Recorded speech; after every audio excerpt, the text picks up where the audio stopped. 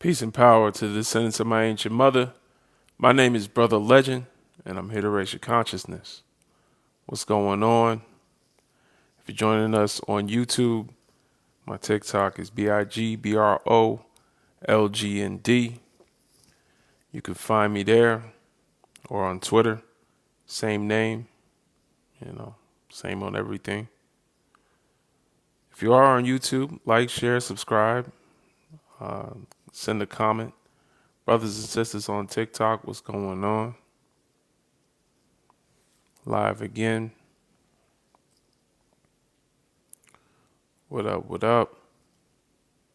Thank you all for tapping like. Tapping like on the live helps the algorithm push us to the people that need to hear it most. If you are a descendant of African people, I need you to tap like. If you can fall asleep in the sun without getting rushed to the ER, I need you to tap like. If you never used sunblock in your life, I need you to tap like. Share the live. If you have never had to use sunblock. If the words SPF 150 sound foreign to you, then I need you to tap like. If you have no idea what I just said, I need you to tap like and share the live with a brother or sister.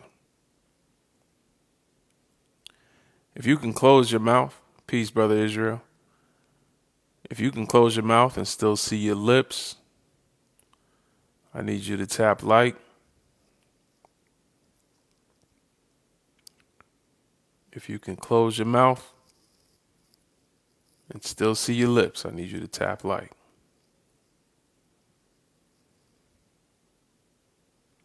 If you've never had lice in your life, if you have never dealt with lice, I need you to tap like and share the live so that we get on the dark side of the moon.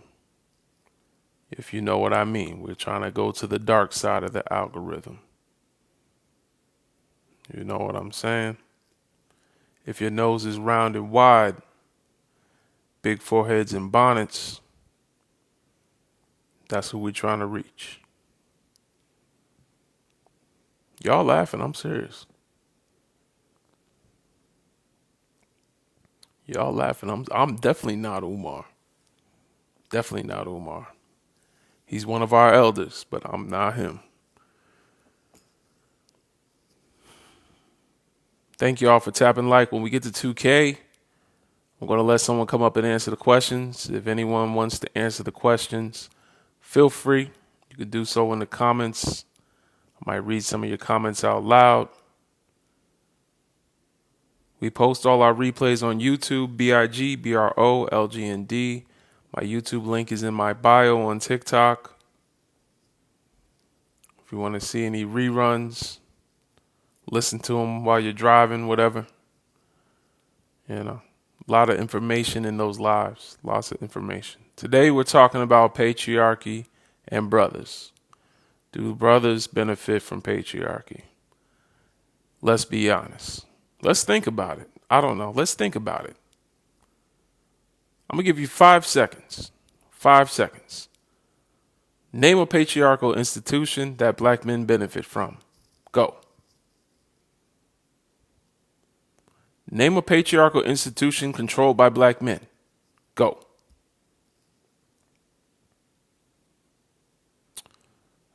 Name an institution that is explicitly controlled by black men, where they control hiring, firing, and the means of production. Go. Come on, y'all. We're looking for the benefits of patriarchy. So we're looking for, and a lot of you brothers think you benefit from patriarchy. A lot of you brothers think you benefit from patriarchy. So this is not for the sisters. This is for the brothers. We talking to men. Black men that think they benefit from patriarchy, please tell me how. Can someone tell me how? If misogynistic physical aggression, intimate partner violence, I got to talk TikTok friendly, violence against our own women is what you deem patriarchy, then I would like to know how that's a privilege. Because when the patriarchy shows up after something like that happens, does the police officer pat the black man and say, boys will be boys. We're all guys here. It's all right. He might call us boy, though. We might get called boy. Usually boy is his way of letting us know we're not part of the patriarchy. That's the patriarchy's way of reminding black men of their place, that they are not part of the patriarchy. They call us boy. They let us know, you ain't in this. But for some reason, I was on a live earlier where sister came up and said black men benefit from patriarchy. Well, I would like to know how. I would like to know, where are my benefits? I would like to know. Comments are real quiet. 190 people in here. Is the live full of overseers? Is the live full of overseers?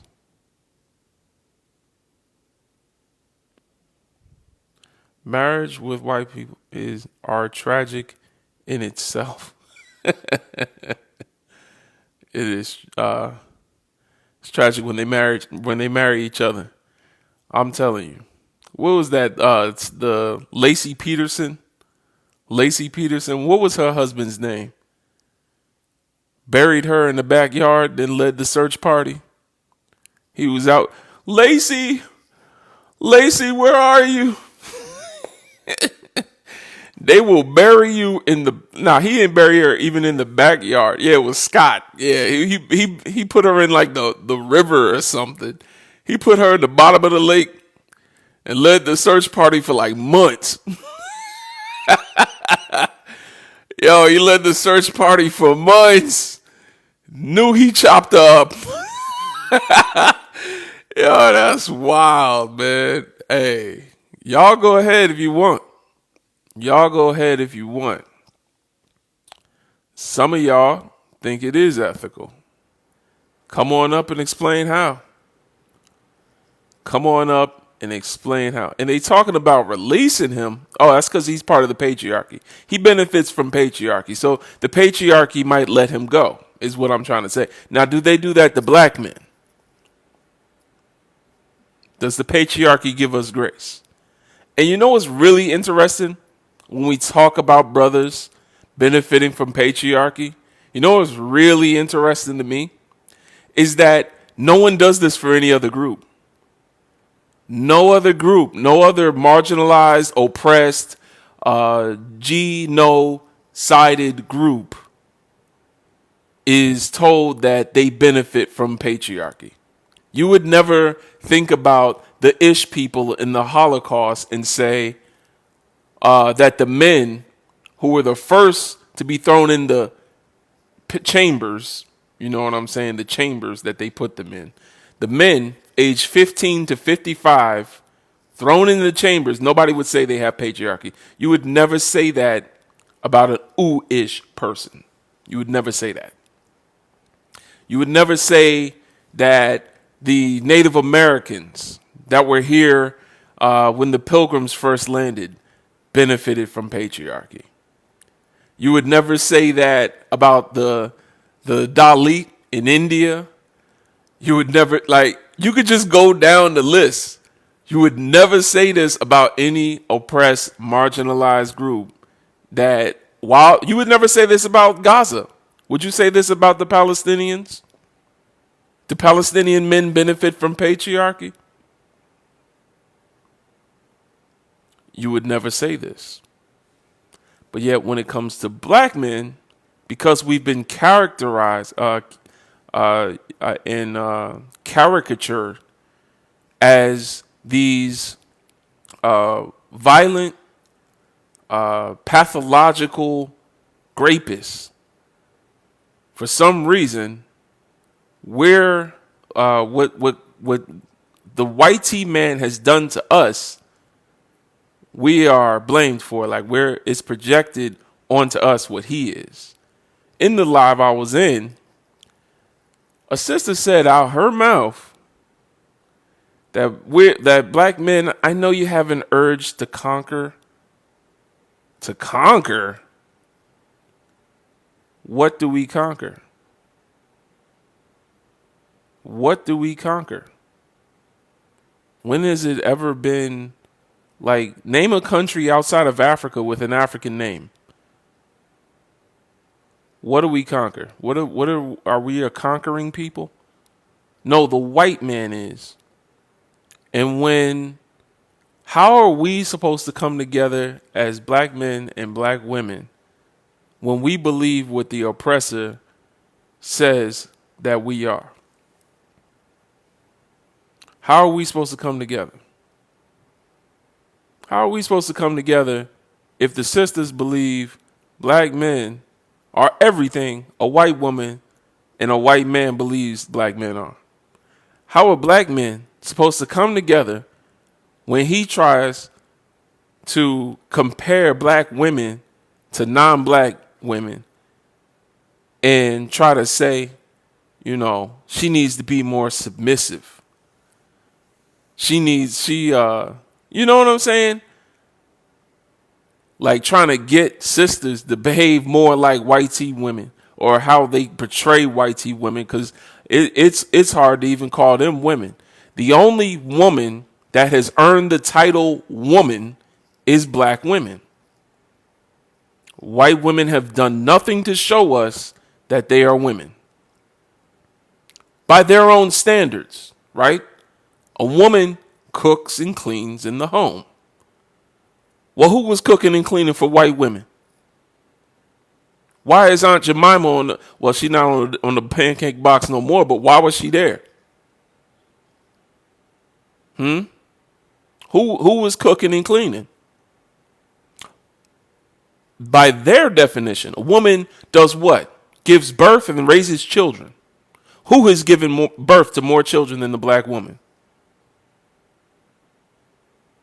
Who has raised even white children, including nursing them? Aunt Jemima ain't your mama. So, all I'm going to say is we can call other, frosted females women, because they'd like to be called that. We're going to call them that. But sisters are the only one that's earned the title and shown by their own standards, though. By their own standards. You know what I'm saying? By the African standard, the black woman has shown us she's a woman by building community with us, by passing down culture to us. Okay, we're getting out the kitchen now. Now we're talking about the African definition. Now we're talking about inheritance. Now we're talking about tradition. Now we're talking about safety. Okay, so now we're talking about something. Okay, because now we went from the Eurocentric idea of what women are supposed to do. And that's what I'm saying. Like, by their own measuring stick, black women have earned the title woman. But by our measuring stick, black women have been women the whole time, man. You know what I'm saying?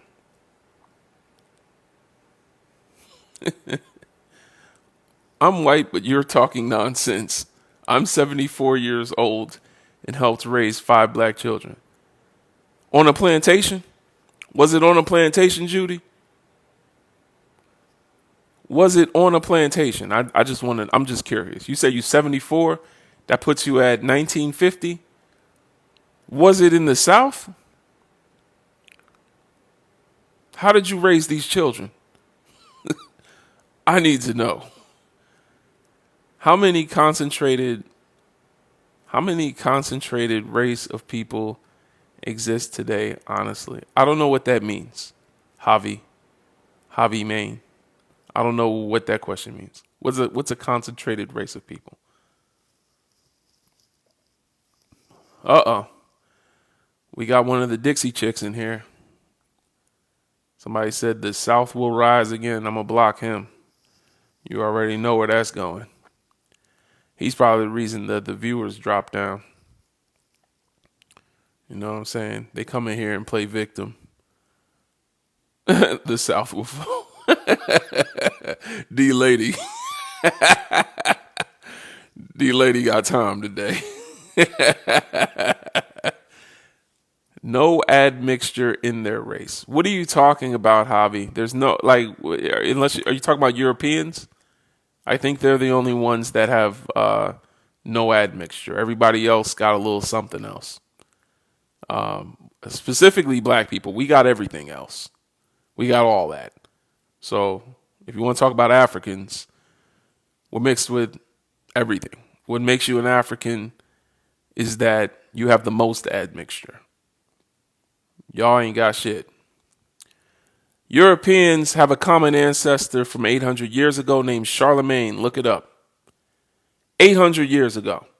Y'all all came out of the sack of one man 800 years ago. Look it up. Look it up. I'm looking up. Just Google Charlemagne 800 years ago. MRCA, most recent common ancestor. For y'all, it is 800 years ago. The MRCA, the most recent common ancestor for Africans, they can't even trace. They said it's up to 100,000 years ago we have a common ancestor. Up to 100,000 years ago. Google is bullshit. That's dumb. Google is a tool to find other websites. How can the tool be bullshit? That's dumb, right? I mean, what are you talking about? That's like saying a hammer is bullshit. What you do with a hammer can be bullshit, but it's a tool, bruh. Like, the hell? Yo, TikTok is not real, man. Google is bull. Like, what you do with a hammer might be bullshit, but hammers work. They're hammers. You can use Google to find things. Black people are the original people. Okay, I hear you. We can go with that. I would say African people are the original people, or people of the continent now called Africa. You know, the children of Al-Kabilan. We could say that, you know. But we know that they would be considered black today. So we'll essentialize them. You know what I'm saying? That's how deep the conversation is, y'all. That's how deep I have to be today. You know, like, if we're not going to go deep, then absolutely. Black people are the original people. Shout out to black people. You know what I'm saying? That's what we have. That's what makes us God's chosen people. That's what makes us God's chosen people. We're the only people that are biologically God's chosen people. Biologically. We have DNA evidence that God chose to make us first. But you allowed white people to control the narrative of your history. That's like if somebody randomly, out of nowhere, while you're minding your own business, slapped you in the face, and then I said you allowed them to slap you. That's like, what? Victimization is not up to the victim's control or consent. Please stop.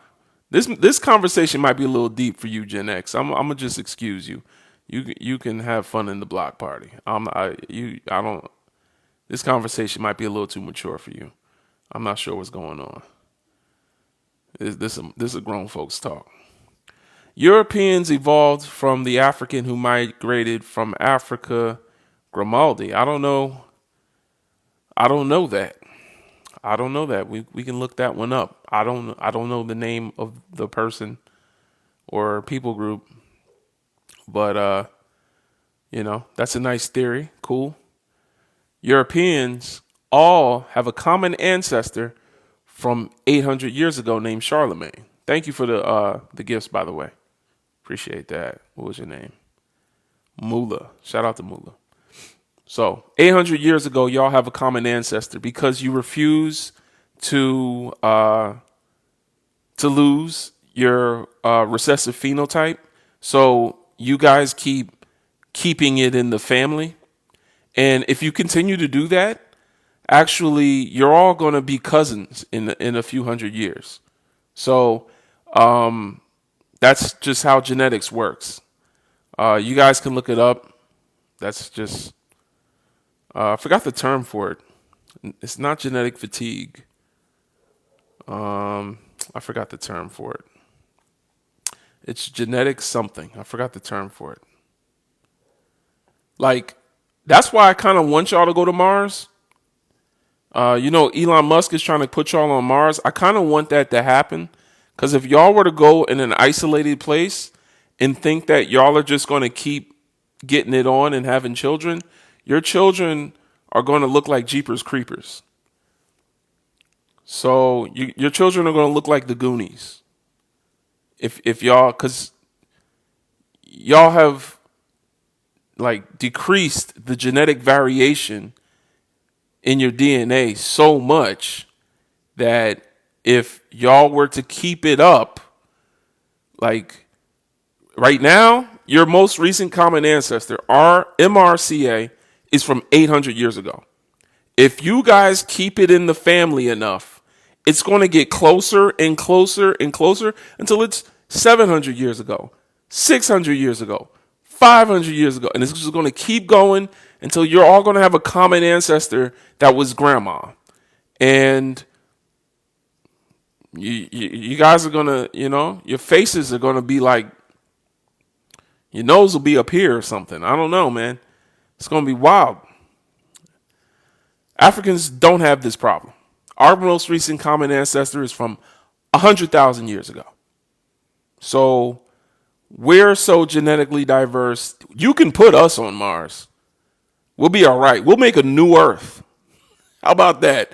We'll start a whole new Earth. You can put Africans on Mars. We'll survive. Y'all would have a ticking time bomb on your hands. It's going to take a while. Teaching aid and false knowledge are both a what? And who's gonna punish me, Bailey? Bailey Lassiter. Who's gonna enact justice on me? Please, I would love to know. Somebody said good luck with that. Good luck with what? All right. So anyway, back to the topic at hand. We're talking about, do brothers benefit from patriarchy, and is interracial marriage unethical? No one, including all the people that are down there talking smack, has had the gall to come up here. I must be really smart. Hating, lying ass MFs. That's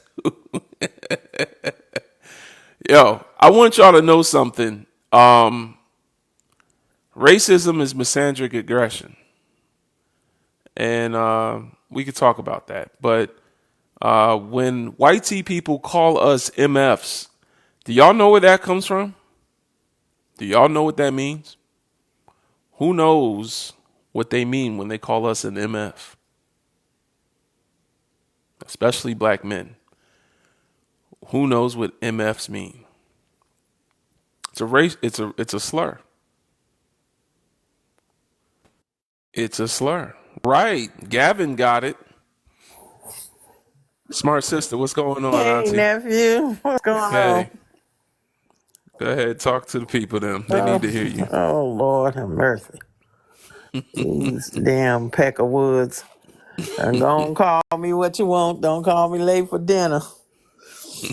Yeah, like you saying, just you are, well, we already know, but MFer that you guys can't even really say right came from the fact that you used to breed us on plantations like animals. So, because men were forced to have smecks with their mothers, their sisters, their cousins, their aunties, their whatever. They would put a bag over their head because I'm sure you couldn't get a boner knowing you're getting ready to go have sex with your mother. So Mm-hmm. they would cover his head and make him do that. So therefore, the term MFer came from that.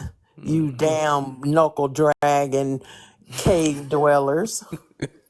Okay, so that's where it came from. See, y'all so stupid, you don't even know. You don't even know anything about half of the BS that you've done throughout history. So, you say use the word as much as you want to, knuckle draggers.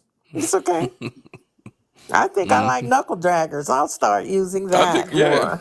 more. All of you and your clan ancestors. Yes.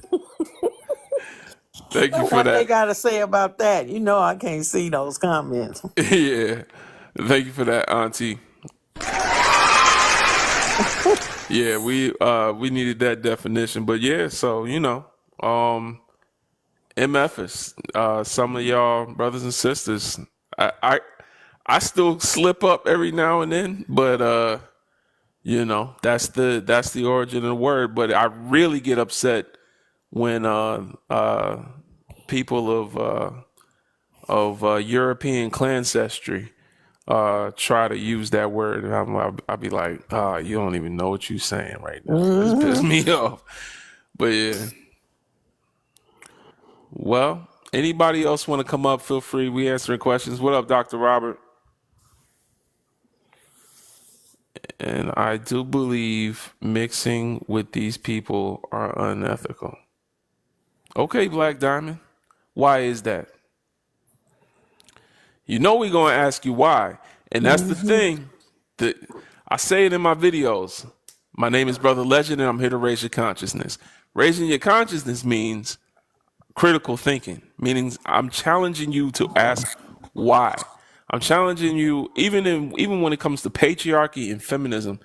I've been doing some deep research, smart sister, in Good. some of certain topics. I just want to have an understanding so that I can relay it to people better Right. and know what I'm talking about. And so You I'm do not it ready. well.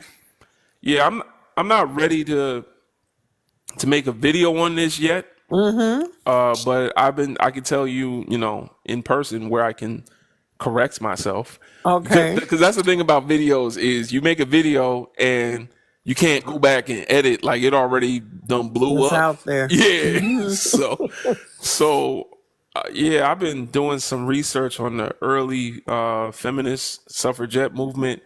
Man, a lot of Klans people in there. Oh, yes. Even the first female U.S. senator, I forgot her name. Was it Rebecca Latimer? I have no I idea. think that was her name. Yeah, she was senator for a day in Georgia, just for one day. And that was an honorary senator. She was a devout white supremacist, and that's the thing is, the patriarchy will only accept feminism when it has a white supremacist overtone. I'm gonna say Right. overtone. Appreciate the gift. Well, hell, they showed Birth of a Nation in the White House and had Triple K meetings. And what president was that? Was it Woodrow Wilson? I I believe believe, he got or was it Calvin inducted Coolidge? in the White House. Yeah.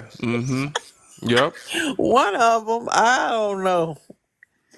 One of them. Yeah. They are such a And that's the cartoon. thing about Birth of a Nation. I was in a live earlier, and I wanted to make a video about this, but like I said, I'm not. I gotta keep digesting it because I don't want to say something wrong. And then that's the thing. Like once the video goes up and people are sharing it and it's all over the place, then you're like, damn, I hear where I'm wrong at. Now I gotta make a whole nother video that people probably won't see as much as the first one to correct myself. So that's why. But anyway, I was in a live and the sister come up and says, black men need to go to therapy. And immediately I'm like, she ain't wrong. You know what I'm saying? She does too. I was about, yeah, like I was thinking that, but I wasn't gonna say that. But Hmm. yeah, we all need therapy in some degree as Black people. I also heard an interesting critique from, dang, who was it? I was listening to some lectures the other day. You know, I'm always listening to scholars. Hmm. I forgot who it was, but he was talking about, who was that? But he was talking about how the European idea of psychology and therapy is flawed because according Hmm. to their own therapy, everyone is crazy. Right. So you in a society where everyone is because you crafted this field of study based on researching white men's minds, Right. and you know what I'm saying. So Right. Freud is the worst. right. So I mean, but the real problem with modern day psychology in the West is that it centers on the individual's experience and not the collective. Right. So it's individualism, Hmm. individualistic indoctrination. But either way, she said black men need to go to therapy. I'm like, black men. She said black men need to go to therapy. I was like, in my head, black men need better mental health and they need to take care of their mental health. Right. And there's multiple ways we can go about doing that. It doesn't, until there's more black therapists, at least, like, and Hmm. even when you get a black therapist, you don't know if they're indoctrinated, but Right. If they're African centered. right. Right. And I think it's 4% of therapists are black. Only Hmm. 4%. We make up 15 now, according to the census, 15% of the country, but Hmm. 4% of the therapists. See? So I'm supposed to go to a white woman?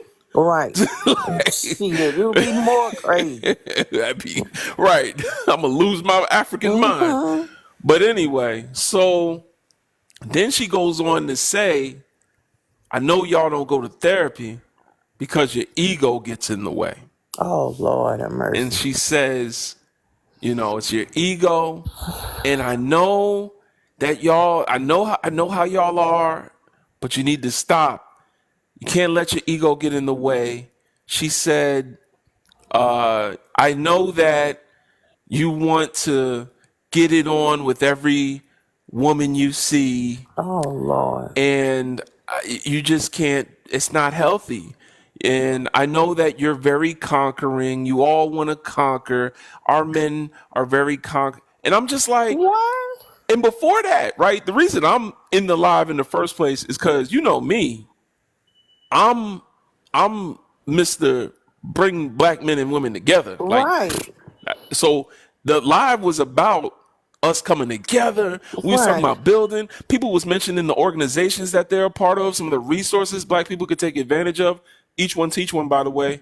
If y'all join the Discord and you want to join a cybersecurity apprenticeship to get into tech, join b1initiative.org and let us know when you get in the Discord. Go to the link in my bio, hit join us on the website. We can help you get into tech, help you land a job, and get an apprenticeship so you have job skills on your resume as soon as you join. But anyway, so I was up there. I just talked about that. But in the live, I'm like, how are we going to come together if, I won't put this on black women, but this sister in particular believes everything that the early Klan white Right. supremacist feminists believed about Right. black men. Like, how we gonna come together? Hmm. That's what them early feminists was saying. Right. That's what Birth of a Nation is about. Is that we're some violent, sexual deviant, Hmm. men that just want to conquer and take over everything. Like, we can't believe what the oppressors told us about black men Thank you. and come together. And black men gotta stop. You know me. I gotta do both. Black men gotta stop comparing black women to non-black women Right. when they talk. You know what I'm saying? It's like Hmm. we've made a lot of black men have made white women the standard Right. You of know, in beauty. their own Hmm. mind, when the Hmm. TV's off and when no white folks around, Right. sometimes black men have made white women the standard, and Hmm. then try to fit black women into that mold and say they need to be more submissive and all that other stuff. You know what I'm saying? Of And so course. it's like, why are we are projecting our oppressors Hmm. onto each other? Black Hmm. women are who have black men conquered? Who's the conquering men? Right. White men. So we're projecting white men onto us. Who's the people that went from continent to continent raping people? Thank you. So we're projecting white men onto black men, and Hmm. black men are projecting white women onto Hmm. black women. Like, you Yep. see what I'm saying? It's twisted. And then that's the gender war. There you go. Then that Hmm. now we all fighting. You know, it's just a mess. You know. Right. Right. And if you look at the propaganda, look at Hmm. what's going on with this whole presidential election. Same thing. Yeah, man. That's Did you see the new fueling the ad? gender wars between us. The fact that Obama gonna come and wag his finger at some damn body, Mm. like as if black men or black misogyny is the reason why you can't vote for Kamala Harris. What about every other man on the planet, or in the United States rather? Or would he talk like that to J-ish men? Mm. Would he say that to Latino men? Would he say Would that he to say white it to women? white men? Would he say Hmm? that to white women? I think Thank you. a lot of people are going to be surprised when these election results come in and white women voted for Trump because they don't want to see a non-white president before a white woman get in the Oval Thank Office. you. That's If just what I was gonna say. if you look at the empirical data, if you look at the data, I won't say Right, empirical, but if you look at the data, right? right. Look at history, and you see that when we had the Civil Rights Act, white women came in and added gender to it so that they could benefit Right, from rights that we were unalived for more than we do because they right. get more affirmative action. They get more benefits from help welfare and stuff like that. Yes. So the senator that added gender, Martha Griffiths, the senator that added gender to Title VII of the Civil Rights Act, said the reason she did it, and I played the video on my live one Hmm. a few lives ago. The reason she did it was because she didn't want black women to have more rights than white women. Correct. And the reason the suffragette movement got so much traction early on in the late 19th century Hmm. was because black men had gotten the right to vote from white men. Hmm. And they said, whoa, whoa, whoa, this is going to give off the illusion that, non-white men can make laws and vote on Right, laws that govern white bodies. right. We're white supremacists. So, you can't have that. Hmm. You got to Well, put them white in their women place. put Trump in the first time. Right. Even though Hillary was running, white Mm-hmm. women put a majority, 50 some percent of them put Trump in. So Right. they can't blame that. You see, they just setting it all up so we can be the fall guy. Mm-hmm. See, she didn't win because you black men didn't vote. She didn't win because blacks didn't vote. Why are we always the fall Mm-hmm. guy for their mess? Right. Well, we know why, but Well, yeah, we know why.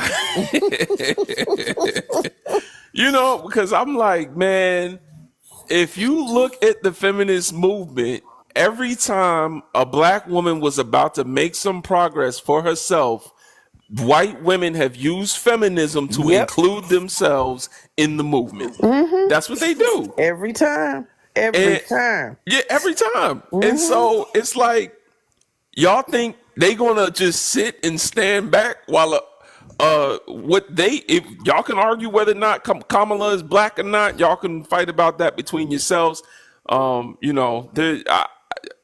It really don't matter to me what her race is, but at the end of the day, to them, she black enough. Oh, yes, she is. And so you think they gonna sit back and stand by and let this black woman, in their eyes, just get advanced to the highest office in the land where Hmm. they have never been themselves? Right. I don't think so. I don't think so either. Or Or let's just say, maybe, if anything, this will prove the power of propaganda. I'll just have to go on and say it. If by chance, which I don't think either, but if by chance, because they know she's going to do whatever they tell her to do. It's not like she's not. But it's going to show the power of propaganda. How do you go from a 37% approval rating, tanked, and then Right. within 3 weeks and then 3 months you become the president? Come on now, that's a test dummy. That is true. Yeah. If anything, if she were to win, but I don't Yeah. think so. But Yeah. like you said, because YT women are not going, they can't have it. Because like you said, they have been the gatekeepers and the people doing stuff. And like I said, they give birth to the other knuckle draggers Right. that are YT supremacists. So wake up, everybody! Smell the roach spray. Mm-hmm. Come on now. We gonna see Yep, because I it's keep gonna be seeing her. interesting. I keep seeing her right in my Western political lens, right? Because I'm not. I have to like ignore Pan Africanism in order Right, to view politics in a way that makes sense. right, So through that lens, I see her tearing Donald Trump up in these debates, in her interview questions, just showing poise and elegance and education and showing how not. she is well fit by the white supremacist system standards to be the next grand wizard. However, Donald Trump is still neck and neck with her in the polls. Right. So what does Right. that tell us? So what did I tell you? And she tanked. She cannot, if it ain't written down, she's gonna keep saying the same thing. She's not poised in terms of, you saw how pissed she got. What was it, that Fox News thing? Oh She yeah, loses her shit anytime somebody challenges her. If anything, her record in terms of her staff leaving, it was a revolving door on of her staff, as VP. So it just go, you see straight through it. She Yeah. loses shit if she don't get away. She never answers a question. Word salad. Damn, I should be thin by now. All the word salad I done ate from her. She didn't pass none of those tests that you just said. She tanked in each one of them. So that's what I'm just saying. If by chance, we already know it's fixed already. We are, the electoral college. Come on. Right. That's what But matters. if they want her in there that bad, I can't see it. But Yeah. like you said, she didn't pass none of the tests. None of Right. them. Well, we gonna see. Shout out to Black Diamond. Thanks for joining the Discord. If you want to join the tech apprenticeship, then let us know. Just say it in your introduction. Daud, give us your age, race, and pronouns, please. It's Daoud. Daoud. Yes. Why I stopped and start paying attention because I was on another panel earlier, and it was a Pan African American panel, and the first topic about being a patriarch came up, and and I was pretty much, the panel was a black panel, and I'm fascinated that you're asking the question: do black men benefit from being patriots? Patriotic, in this country? And I just wanted to hear what you had to say about that, because I don't feel that they do.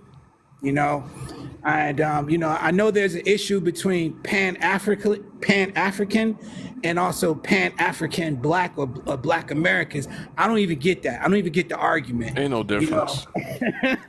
Don't. Yeah. Just believing that there's a difference is going to confuse you, and it's just not true. It's just certain people want to cling to their American identity as if America was meant to include us, and other people retain their African identity, which is the continent we're from. So I don't see why we would throw one away for the other, to be honest.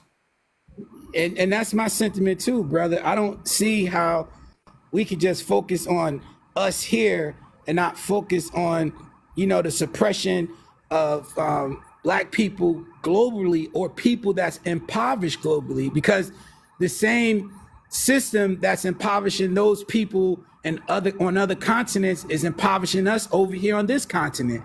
So it's like, when are we gonna, open up our eyes to see who the oppressor is, get past our indifferences and just come together and to be a force to be reckoned with. I don't get how, because I'm born here in America, my family was here in America, raised here in America. I'm just going to focus on my black ethnocentric struggle here in America when the struggle is global. Yeah, it's propaganda. And Right. you know who's more comfortable with us claiming our American identity and not the African identity? The white man. Because they brought us to this plantation and tried to make us forget our identity. And then once, we were no longer on the plantation, we could have been weaponized against American imperialism if we had said, hey, we're from over there. You're oppressing people from over there. Hey, y'all, look what they doing to our homeland. And then you have 15% of the country spread out in all of your cities upset for what you're doing to their people. Instead, the white man would like it if we just said, no, I'm from here. I ain't from nowhere else. What are you talking about? I'm from here. Yeehaw. You know what I'm saying?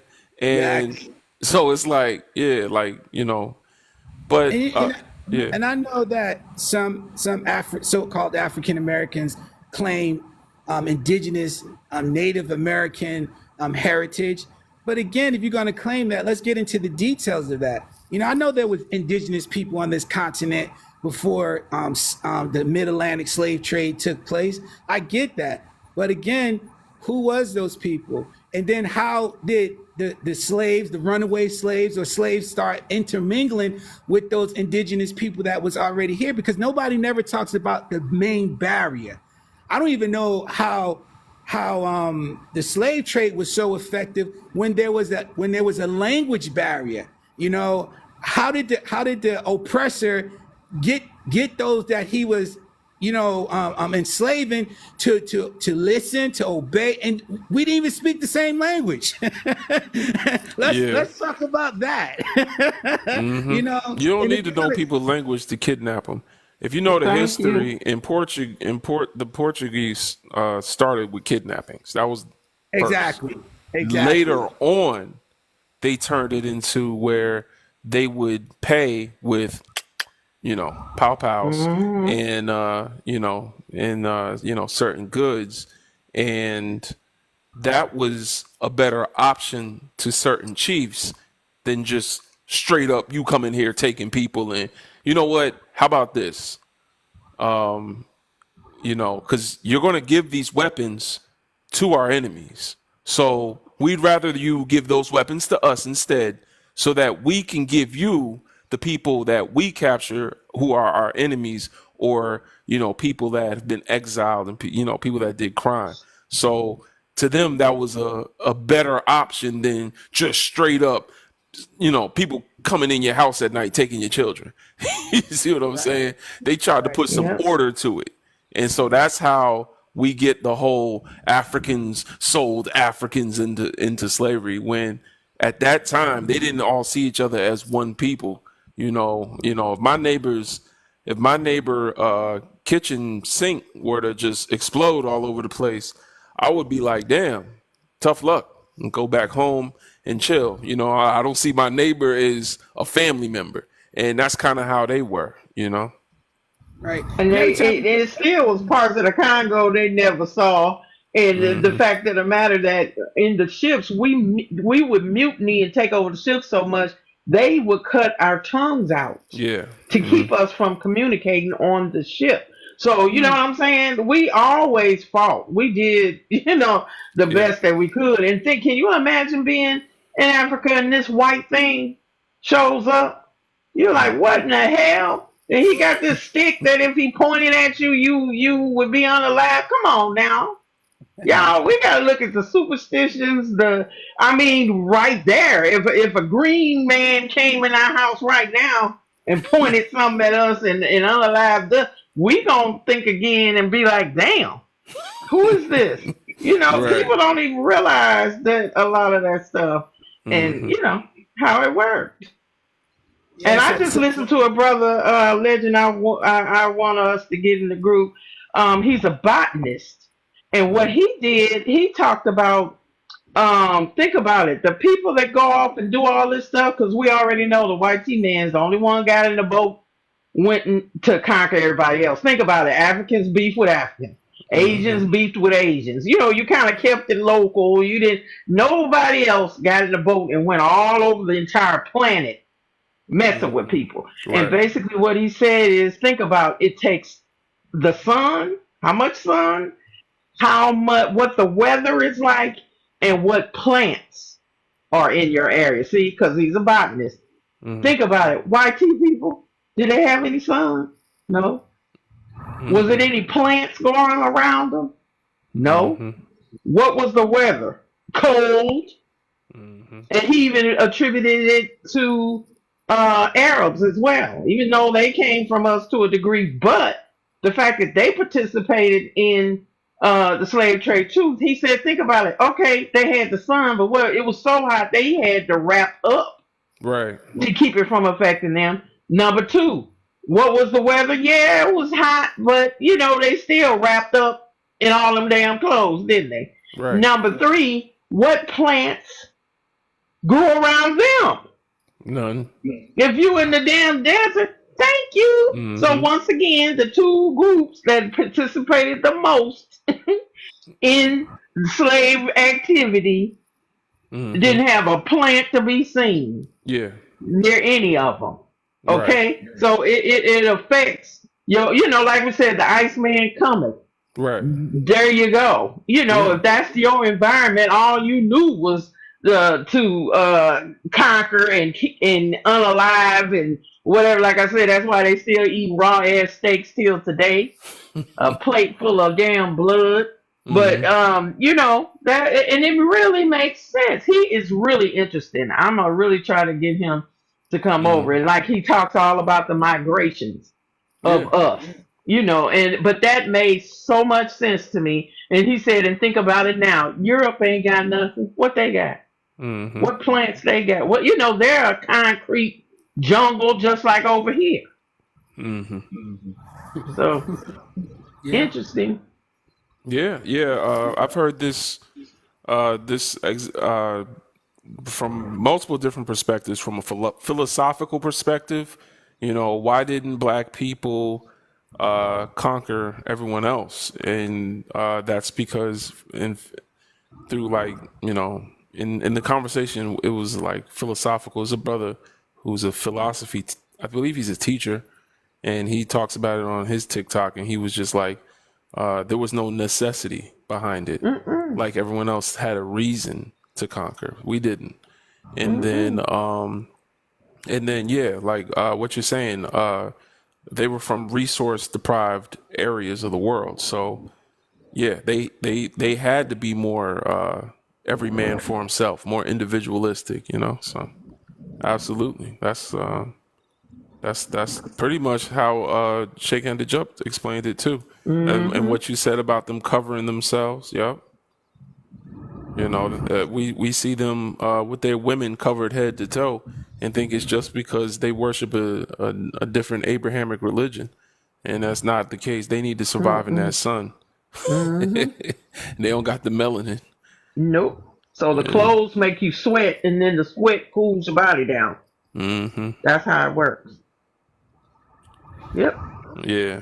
Well, we got another guest. Hunter, give us your age, race, and pronouns, please. How's it going? 26 YT, and then he, him. I think you asked for pronouns. I'm not too sure. All right, talk to us. I was just going to say,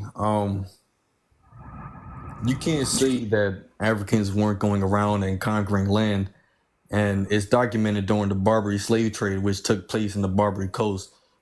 Two main countries were Algeria and Morocco, going into the northern parts of Europe, mainly around Norway and Finland and Denmark. They were going in. They took more than 1.2 million YT Europeans for slavery. All right, so are we talking about slavery or are we talking about from conquering? Because those that are two lasted different things.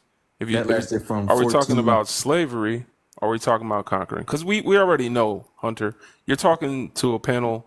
Well, at least me and Smart Sister are both well read in history. So we know about the Barbary slave trades.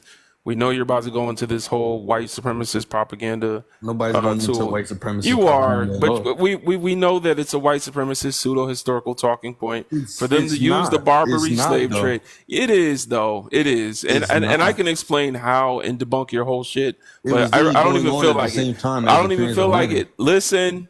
So It literally went are both we ways. I talking don't about understand. conquering or are we talking about slavery? Because we're talking about Well, conquering. We're talking about. what do you mean If we're by talking about conquering? conquering, if you shut up for 5 seconds, white man. If we're talking about conquering, Literally how then conversations go. we're talking about land. If we're talking about slavery, then we can talk about slavery. But white people were not conquered by the Barbary slave trade. So they were kidnapped. Some white people were kidnapped. There were also 1.2 Africans million. in the Barbary slave trade too. So it wasn't race based, like a lot of y'all like to pretend, so that you can convert other people into the Proud Boys or something. But I mean, you can't say that it was race based either on our side if it was going on at the same time. It was literally a trade for trade, pretty so much. you're telling me that the Americans that bought slaves and participated in chattel slavery, you're telling me that wasn't race based? So if we're going to talk about that, then we actually have to do some more research. It would actually We be do it nothing would but be, research 24/7. It Just would tell be me what you the have to tell me, it would be because the it's bullshit. British. It would be Go the ahead. British, Portuguese, the Spaniards, and the Jewish who actually are documented taking place during the transatlantic. What are you talking about?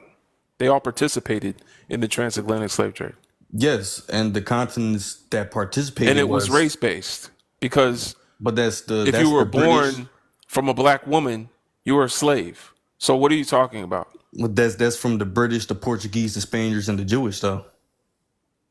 What the hell does other people participating have to do with negating the fact that it was race based in by all of those groups? So what are you talking about? I mean, you can't just say it's all YT people if it's It was. That's where the term white comes from. It comes from the Portuguese and ability Spain. to Portugal and purchase Spain is Spanish, and denigrate black people and colonize and control Africa. That's so we the wouldn't have UK white and black if y'all didn't need it to justify slavery. So Correct. He got 3 British followers. were Go on YT. somewhere. Yeah, So okay, the we're gonna British. move on, Hunter. So the Have British. fun with the Proud Boys. You know what I'm saying? Like, come on. You know this guy's a Klansman. He came up here with Klansman talking points. Bro just mad some NBA player got his girlfriend or something. That's all he thinking about. That's all he thinking about. Damn. You damn N-words. I can't fucking compete. I know, right? I don't know what. Somebody dunked on him in high school. He held a grudge. It's, his villain origin story. That's how he got started. Now he's a Proud Boy. Lord, they want to be oppressed so bad. So, but they don't. You know what I'm saying? They want to be the victor and the victim at the same Yep. time. Pull yourselves up by the bootstraps. What's wrong with you? We oppressed too, and we was slaves, and like, how you gonna be Right. both, bruh? Right. It don't make no sense. Chris, give us your age, race, and pronouns, please. Hello, can you hear me? Chris, give us your age, race, and pronouns. Yeah, we hear you. Yeah, I'm black. 25. I'm currently in Poland, but I'm from Nigeria though. All right, talk to us.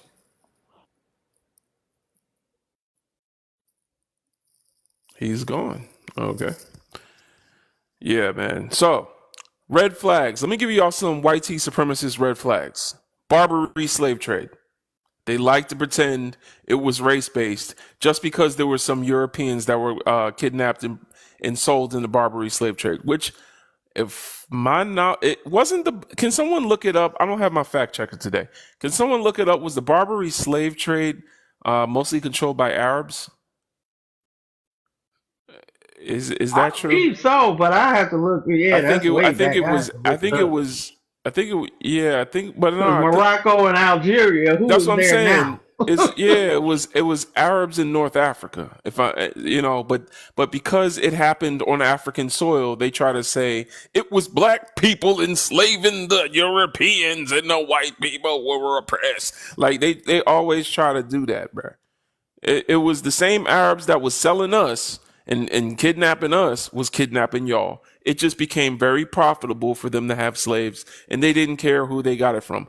And so, if there were also Africans enslaved by those same people, then how was this black people enslaving white people? Like, they like to do that. Exactly. Number two on the white tea supremacist red flag list is Irish people were enslaved here in the Americas. They always try to say that. We were enslaved too.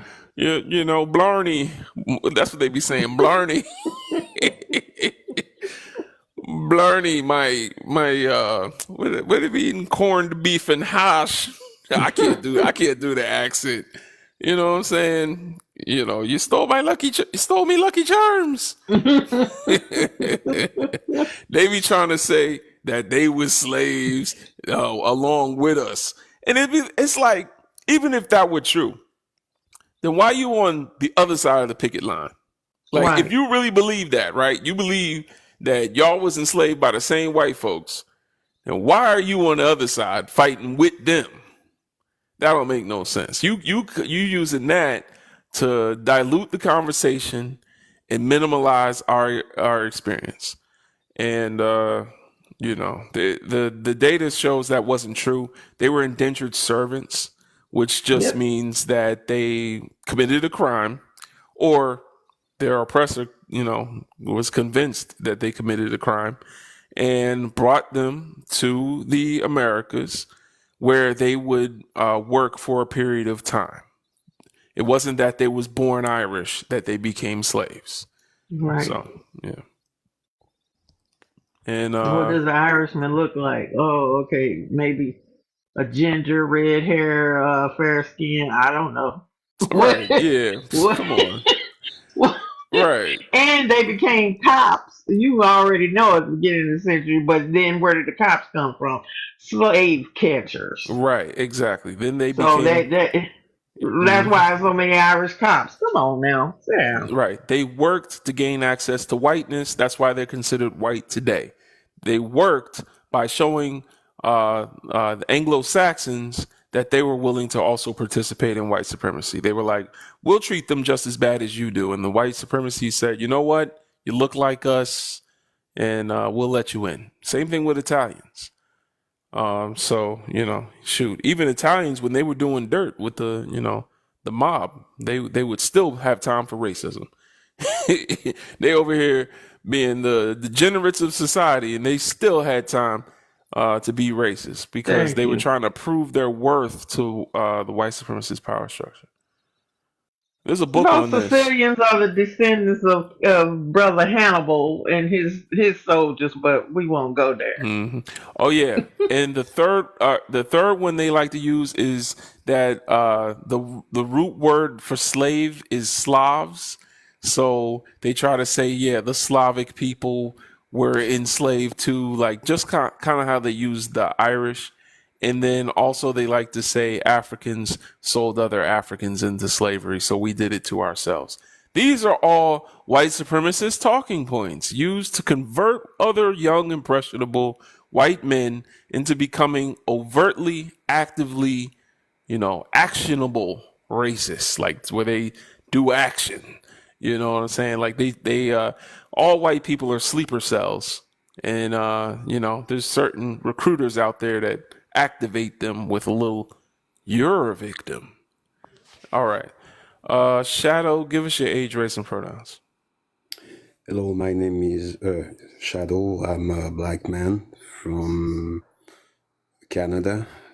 Pronoun, I don't speak very good English, but I'm married to a black woman. I have kids and stuff. I don't know if that's what you mean by pronouns. Why would you think that's what I meant? Well, I didn't. I don't understand pronouns. What that Okay. mean? All right, that's fine. It's fine if you don't understand. I was just curious to know why you thought it meant you had to tell us what your wife was. But anyway, go ahead and talk to us. Well, I get pissed sometimes because I feel like black people are addicted to white supremacy. I don't feel like they think they can make it by themselves. I feel like it's just like the Matrix that most of them are not ready to be unplugged, and sometimes I get pissed for that. And even though we're aware of a lot of things, we're in an era of information that I see a lot of white people beginning to take consciences of what they've done, of what their people have done, and I'm a Where? highly, Where are those people? I mean, and from my environment, I'm not saying that all of them. I don't know about the United States. I'm speaking about. I'm just asking, like, what have they done that made you feel this way? No, it's basically I see they try to get more in contact with black people and try to find similarities and stuff like that. But it's just the way I feel it. I see most black people are scared. They don't trust them because they. It's like Why should we? I didn't understand, Miss. She said, why should we? I mean, one moment you said that we're addicted to white supremacy and that we won't let it go because we don't want to be unplugged from the matrix. But now you're also saying that we don't trust white people. So which one is it? Or do we It's love both. it? It's So both. it's both. So, I'm not saying we love it.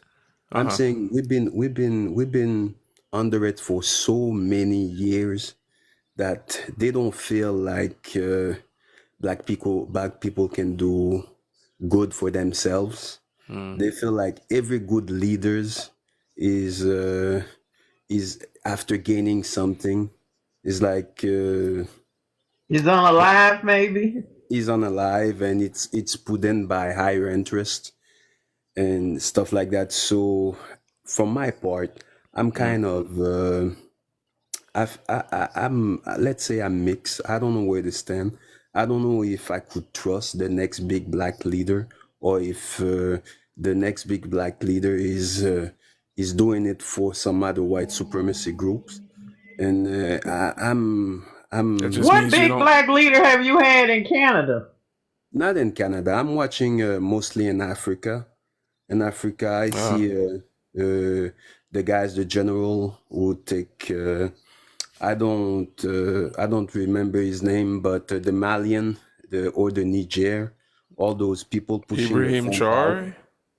Traore, yes, this young man. I see a lot of good in him, but and at And the 16 unaliving attempts toward him? How about yeah, that? yeah, and I'm scared of that too. Uh, but basically, that's why I came here to say. I came here to say that we don't believe in ourselves because we I are. think you need to speak for yourself. But Thank you. if you have a trust issue, it's one of the side effects of white supremacy. Like white supremacy is like alcohol. You drink it and then you get a hangover. So some of the side effects are fear, anger, hypervigilism.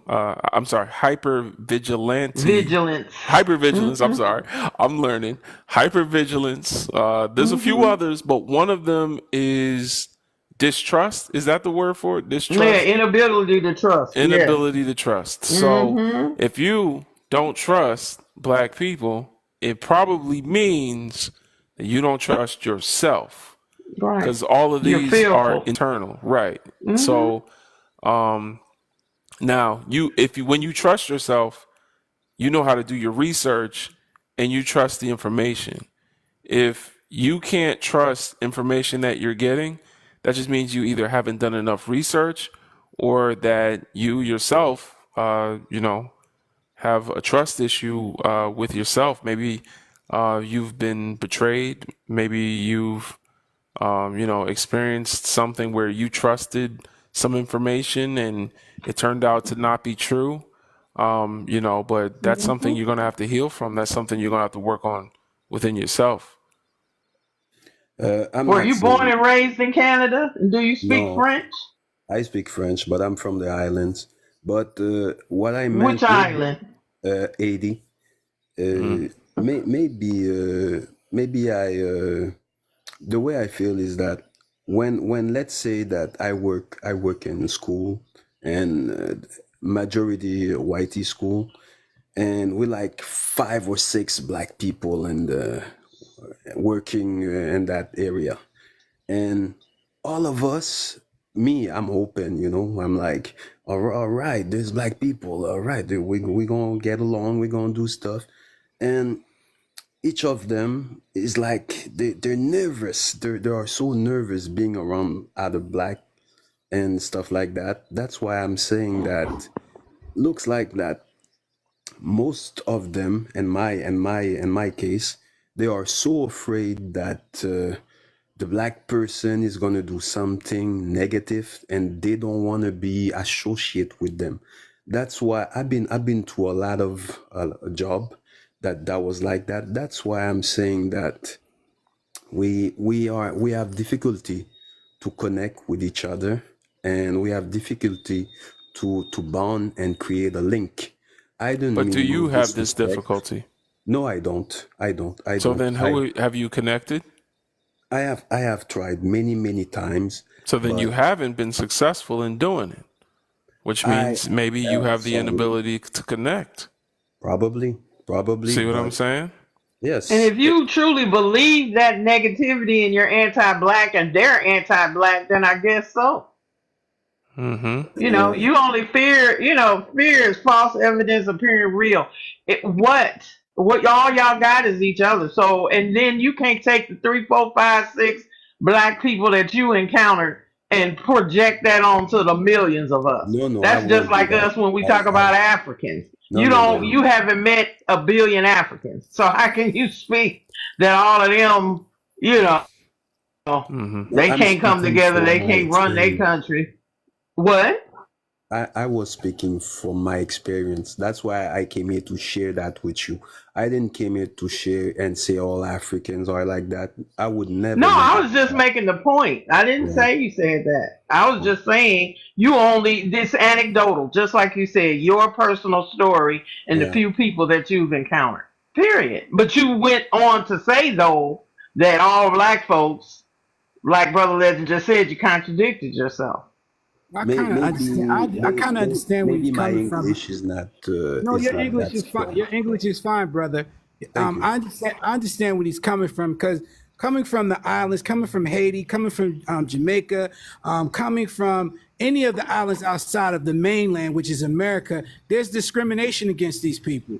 There's discrimination against African Americans. So-called African Americans discriminate a lot of them because the disconnect is they don't understand history.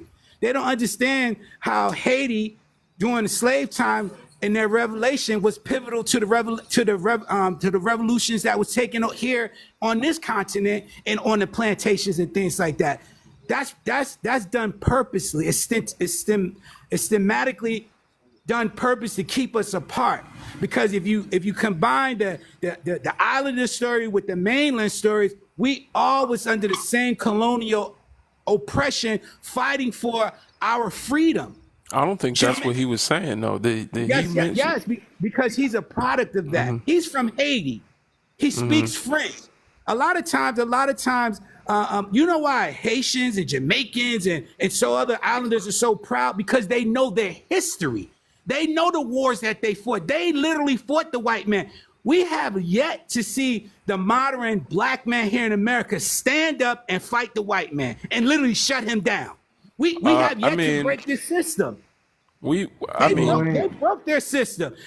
Right now, Haiti is still paying for the revolution that they had hundreds of years ago so then to they the didn't French break the government. system. Yes, they did Right. break it. They Well, broke it, and globally, France and its allies came against Haiti to put them back into an oppression because of what they did. Because of what they did. but if you break the system, that means they don't come back to oppress you, right? Right. That means they wouldn't succeed in that. They It was find temporary. another way of There oppression. was they I mean they threw them off their back for real. I mean that we Yeah. can't argue Lisa that. Lane. 1804, we know what happened. But you know, then they came back through surrogates. There was infighting. The color of the flag went from red and black to red and blue. You know, a bunch of others. I think it went back to red and black again, then to red and blue again.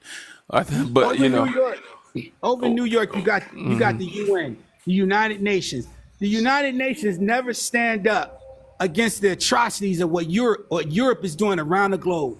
They never stand up and fight against the European powers of what they're doing against black Of people course around not. the globe. right. Why so would what- they? So why do we need the UN then? Why do we need a United Nations if you're not going to stand up and represent what you're supposed to be representing? That white people have never represented what the hell they told us they was going to represent.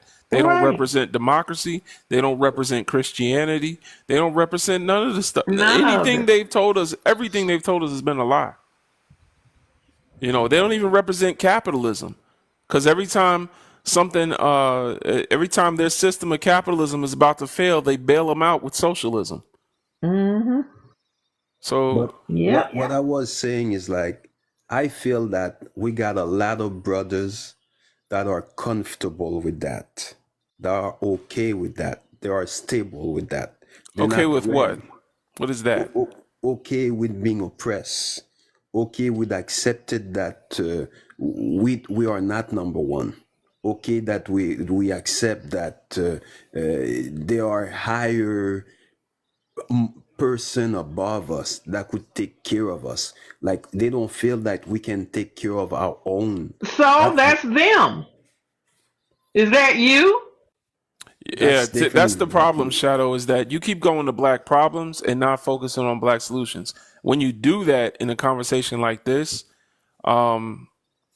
it's kind of like ignoring Non-productive. things. Yeah, it's It's counterproductive. It's like what? Yeah. It's not uncomfortable. It's not right. uncomfortable because what you're saying is true for some not new. people. That's like me saying some women wear pants or some women wear, Timberland boots. And it's like, well, I did see a woman wearing some Timberland boots. You know what? I saw one too. Yeah.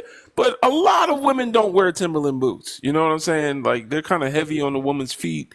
A lot of women don't wear 'em, so it's like a lot of them do, I guess. But when we're talking about like women as a whole, why are we bringing up, a smaller population? Now, do we have an unwillingness to come together in our community? Absolutely. Is it designed on purpose to be that way? Like Daoud said, absolutely. But at the same time, it's like you're gonna find whatever you're looking for. And I found plenty of black people from Haiti to, that's how I know so much about Haitian history. In the area I'm from, there was a lot of Haitians. There was a lot of African Americans. My wife is from North Philly. A lot of Africans, African Americans. I grew up with a Haitian godmother. She came to our African American church. We used to go to her Haitian church. So And you location. yeah, maybe. I mean, it's funny you say that. Earlier today, I was speaking with a Nigerian, and he said I was Igbo. So there are. I think for the most part, we have more in common than we have that separates us. And for the most part, even though we won't come together for a lot of constructive things to liberate ourselves, if I see a Haitian person run past me real fast and go that way, I'm not going to ask, wait, are you Haitian? Are you FBA? Are you a Pan African? I'm gonna say, it's time to go. Come I'm on, honey. running It's too. time. Yeah, we all running behind them. If I see, a white woman, putting her hands on one of our sisters, I'm going to go defend. I'm going to go protect our sister. I'm not just gonna. Oh, are you FBA? What are you staying? Are you Jamaican? Like, no, I don't. And I don't think they do that either. I've seen it. So, but I I get like, I your like what point. I didn't mean to be negative about it. I just Oh I'm no, so it's sorry if okay. I messed up your live. You But didn't. but yeah, All I we get it. saying I is get you how you is or feel. is you ain't. I Is you get is it. or is you ain't. That's the decision you have to make. I That's get it. yeah, all. Because It's no on top, problem. We talk about this stuff all the time. But the question for you, that's why I said, go back to you. Everything in your life or what goes back to you and your thinking, and then you have to figure out which side you on and where you hmm going. Okay, it doesn't matter. We had this conversation a gazillion times. But you have to decide for yourself, your family, your people, hmm what you gonna do. That's all you can worry about is you. Stand on your square and figure you out. And then everything else works itself out. But thank you for having me. So I'm gonna go down. I'm gonna keep following you guys. I just wanted to share that. Next time, I hope I come with something more positive. But All It's right. uh, up to you, Thanks for brother. coming. you take care, rock All guys. right. passe, boule You boule. too. Peace. All right. What you say, Daoud? C'est sac passe, boule boule. Hey, shout out to the Haitian family, brothers and sisters. Um, Yes. I think the canal is built. I was saying Canal Pop come pay for a long time, but I think the Haitians they finished that canal already. So, but big up to y'all. Yep. Poetic. What's going on, brother? Hey, how's it going, brother Legend? Peace. I'm well. It's my sister. How you Hey. doing? Good. And you? I'm doing all right, trying to survive, trying to eat healthy. hmm So this thing with FBAs, right? Because I've seen a lot of lies with FBAs, and Oh till God. recently, I had heard one of the most legitimate questions being asked on that live by somebody. They asked, okay, what is the history of FBAs? Is there like a list of people who are FBAs, And that was legit. They shut him down so quick. There was so much Hmm. vitriol and hate. It was ridiculous because it does not make sense, especially when you look at like the history of people from the continent, to America. They didn't consider themselves FBA. They were trying to survive, even if, yeah, okay, they helped build the country up, but like, did they consider themselves FBA at that time? No, they didn't. FBA is That's a true. Tariq trademark. Nasheed. Yeah, it's a trademark. He Go owns ahead. he owns the trademark. How that's wild as hell. Like imagine I just came up with a word, foundational nappy headed Negroes, and then I just tell you that that's your ethnicity. You're not an African. You're Right. not African American no more. You're F in you're F and N's now. You know what I'm saying? And then I make it so that if you put your own ethnicity that I told you is your ethnicity on a T-shirt, I can sue your ass. Like Yeah. he owns it. It's ridiculous. To me, it's the equivalent of trying to run a race but with a blindfold on and then expecting to win. Right. Yeah, it's ridiculous, man. But I'll tell you this about them pretendians. I'll tell you this right now. Ain't none of them put Native American or indigenous on their census. I bet you they won't. I bet you they put black on the census Right. because if you get caught lying on the census, that's fraud. That's federal crime. So I bet you they ain't going to risk 25 to life, or whatever it is, 15 years, whatever it is, for a federal offense. That's a felony. So, I bet you they ain't going to risk that. Talking This about is they true. Native American. Show us your senses. Nah, they can't show that. I don't think you can ask someone to show that. But either way, I bet you they ain't doing it. Yeah. But to speak on the topic, do black men benefit from patriarchy? I seriously don't, considering how the YT power structure is already at its core, unfair. It already has a bias which protects YT women. YT men are at the top, but it definitely makes it so that even YT women share in this privilege. So Yeah. I be so disappointed, man, hearing sisters talk like that, man.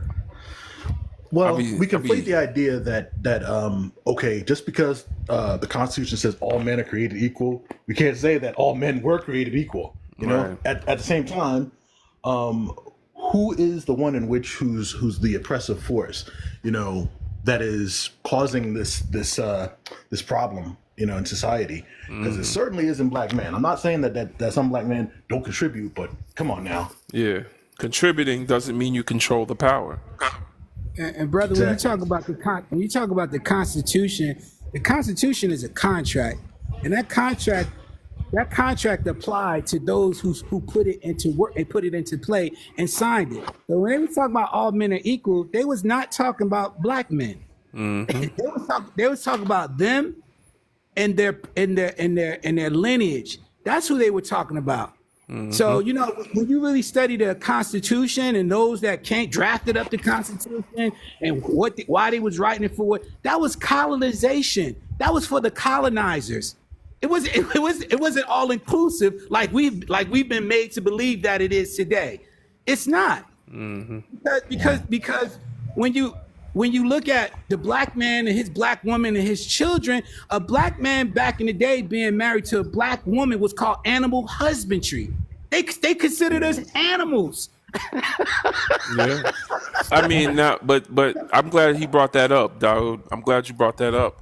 So that's what Dr. Tommy J. Curry talks about when he says it's lazy intellectualism. Intersectionality is lazy is lazy intellectualism, because it takes an idea that was made in the 1980s and applies it to black people in the 1860s. Like, you can't tell me that our oppressor didn't see us as human, that they saw us as animals, but they respected our gender and sexual identities, like, and intersectionality. Like, they didn't, we were animals. So they treated us like non-humans, you know what I'm saying?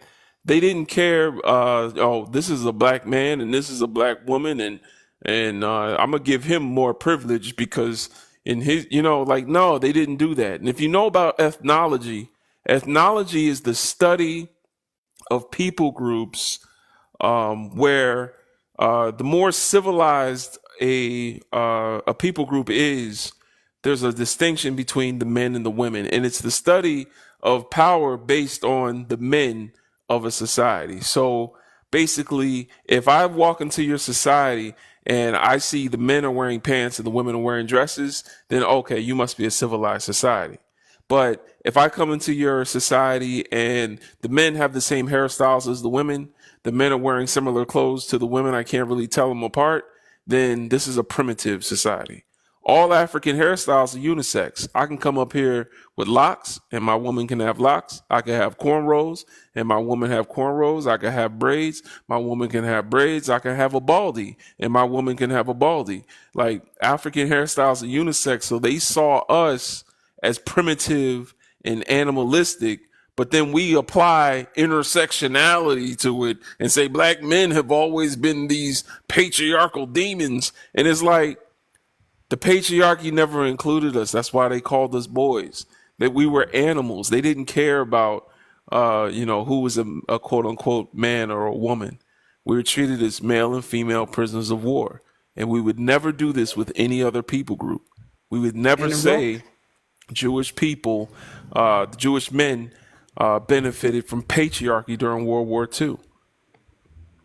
In the Roman Catholic Church and as missionaries that was traveling traveling, navigating around the globe, push that narrative because they seen anything outside of the Roman Catholic Christian, the original Christian church and their doctrine. If you wasn't practicing that, you was a savage. You know, you was paganistic. That's how they saw it. And that's why they went around the globe trying to convert all these other indigenous people, Yeah. you know, to build their numbers and to show that they had control and power globally. That's what it was all about. Yeah. Well, let me let the new guests. Yeah, go ahead. Talk to I'm us. sorry. Were you Give going us to your introduce me? age, race, and pronouns, please. Oh, yes. 50, African American, and she, her. All right, talk to us. Okay. Y'all, listen, thank you so much for bringing me up here. I believe I have found the people I should be with. I have to address so many things that were said, but I want to go back to my brother Shadow. Shadow said earlier that he believed that the African American men are complacent in what they're doing. They're happy being exactly where they are and are not looking for, and I'm paraphrasing this, and not looking for any way to do better.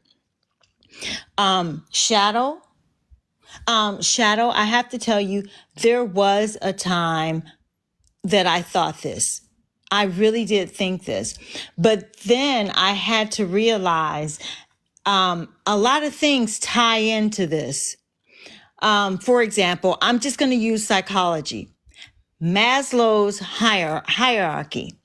At the very bottom of the hierarchy, he says that if you don't meet those needs, you cannot get to the top of the hierarchy, which is a pyramid or The top is self-actualization. right at the very top. So listen, if the African American man is making less than his counterparts, he's probably not meeting the financial needs, the food, all that good stuff that everybody else is meeting. So he's not able to travel, or this is what I think. He's not able to travel up to get to his final destination, which is self-actualization.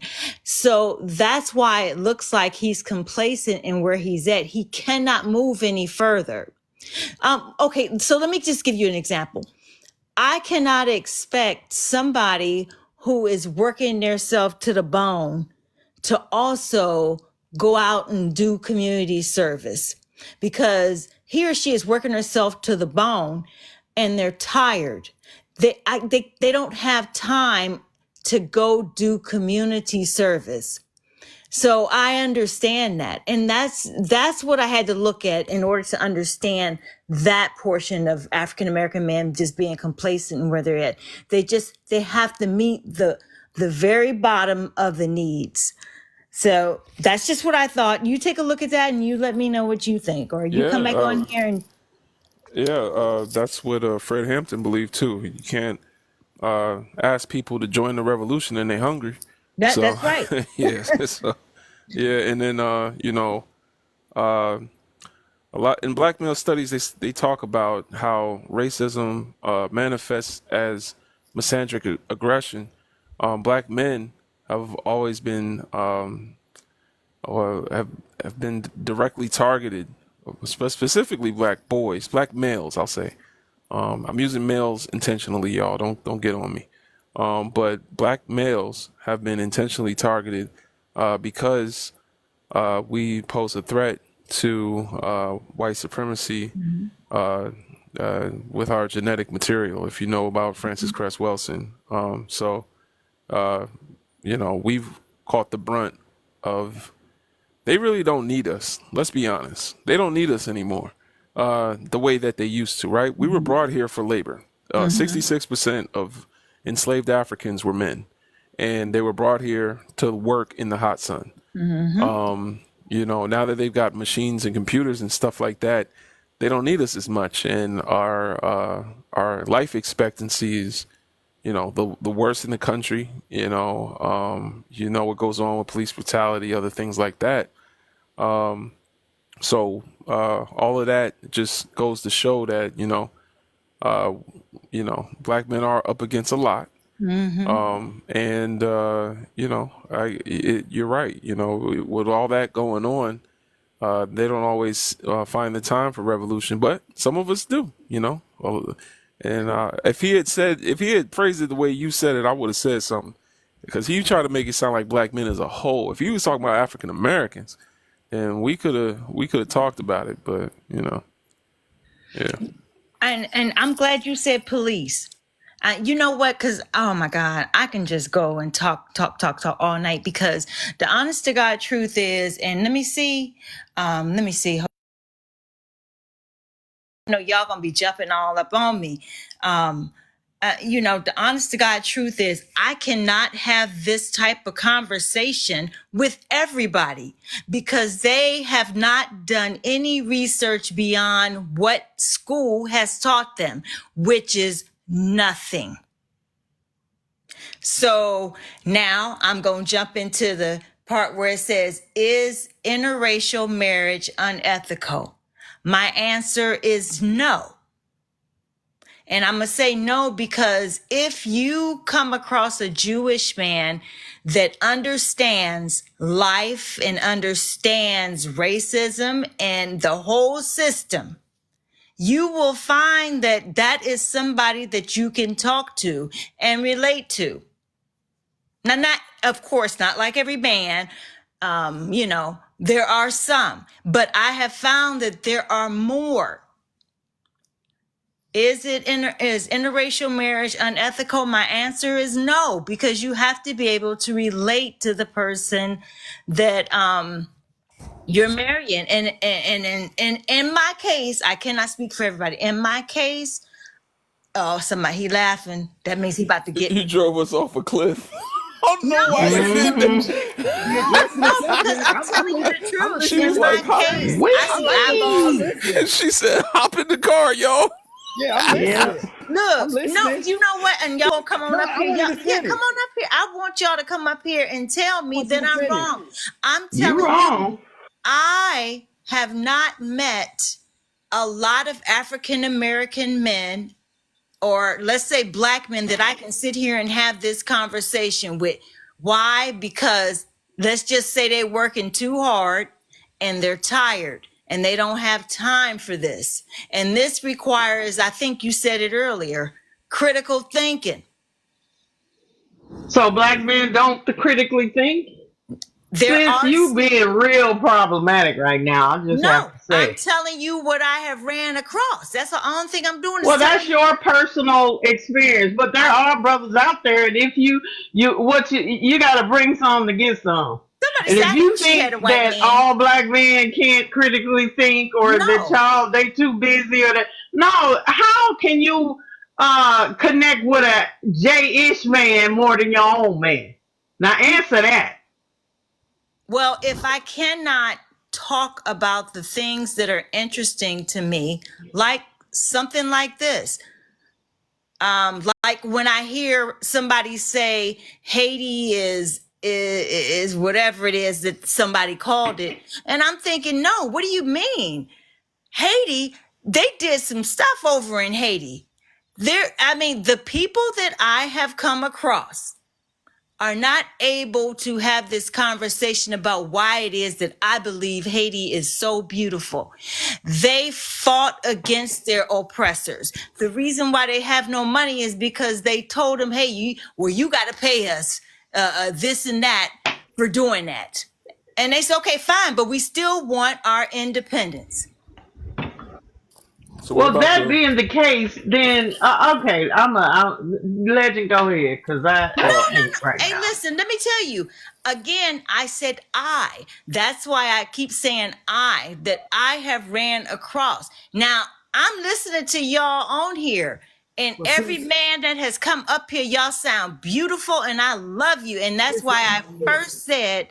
That's why I initially said I have found my group. I don't know if y'all heard me, but I said I have found my group. Well, sis, I'm about to give you some black man critical thinking. Oh, give me some. My disdain towards interracial marriaging here in America is because of the history. It's because of what the whitey oppressor did to our sisters, you know, And our men. and the men. But we're gonna focus on the sisters first.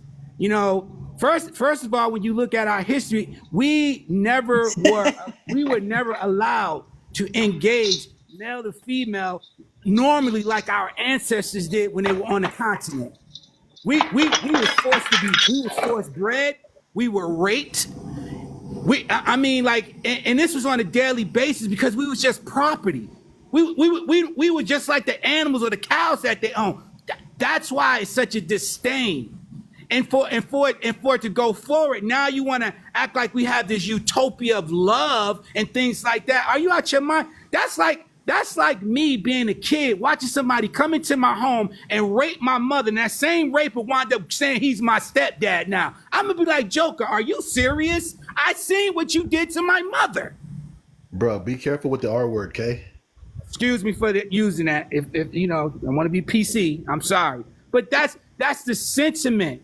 That's the inward disdain that's what's carried among us brothers and things like that, and even some of the sisters when they see that. Because what is it for?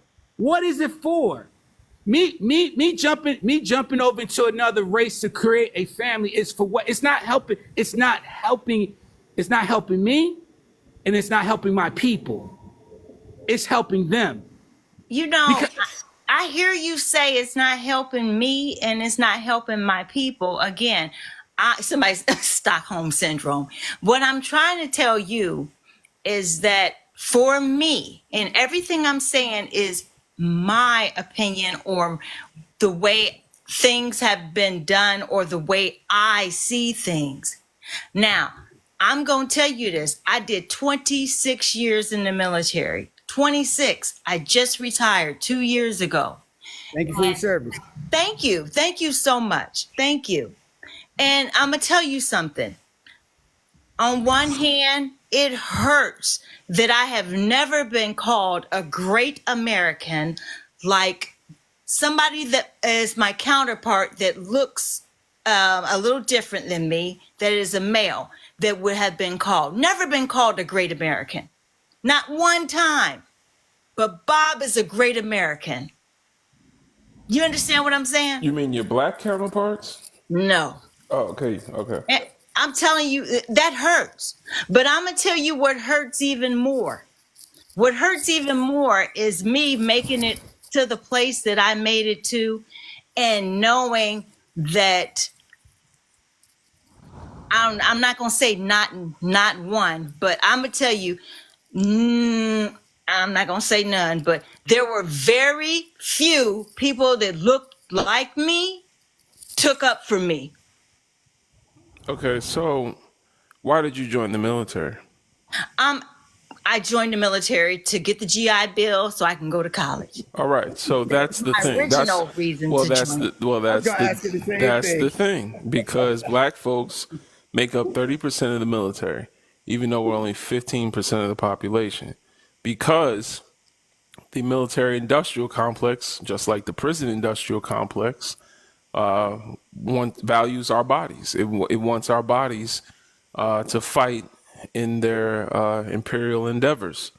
And when it comes to reasons why we join, it's because we've been so economically deprived of resources and disenfranchised that we see it as a way to escape our oppression on an individual basis, as a way to, get out the hood or dodge poverty.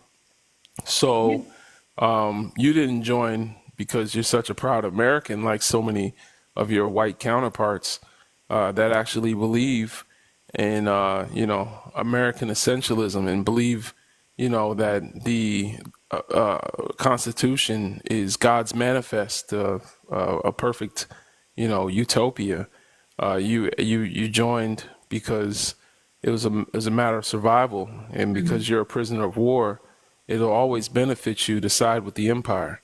So You know, You know, all these I people wouldn't want to in be the a great comments, come American. on in here. Come on in here and talk to me. Give me something Don't that I read can the feel. comments, sister. Huh? Don't read the comments. Because then we having two different conversations. Yeah. So, as far as back to the topic, right? Interracial marriage, right? We know that racism influences, and this is according to Dr. Neely Fuller Jr. If you've ever heard of systemic racism, he's the man that coined that. If you ever heard of being on code, his book, the Compensatory Counter Racist Code, is the code book that talks about systemic racism and how it operates. He says that if you don't understand racism and white supremacy, everything else will confuse you. So let's find clarity in understanding how racism operates. Okay. It influences all 10 areas of people activity. According to him, there were 9 areas. The 10th one was added later. So I'll list the areas of people activity. People activity is what happens when two groups come together. They're the different ways that two different people groups interact with one another. So that's economics. Do you believe white people have privilege and power and the ability to control economics in your environment? Absolutely. All right. What about education? Absolutely. Okay. What about entertainment? Do they control what's on your television? Absolutely. Okay. What about, and I'm sorry, I said it too slow. Economics, education, entertainment, labor, Absolutely. law, 150%. okay, politics, Oh, yes, absolutely. religion, Don't get me started talking about the church. okay, all right, Yes, absolutely. war, Yeah. Yes. okay, health. What about health care and what's in our foods and stuff like that? Oh, yeah. Okay. Now, what about love?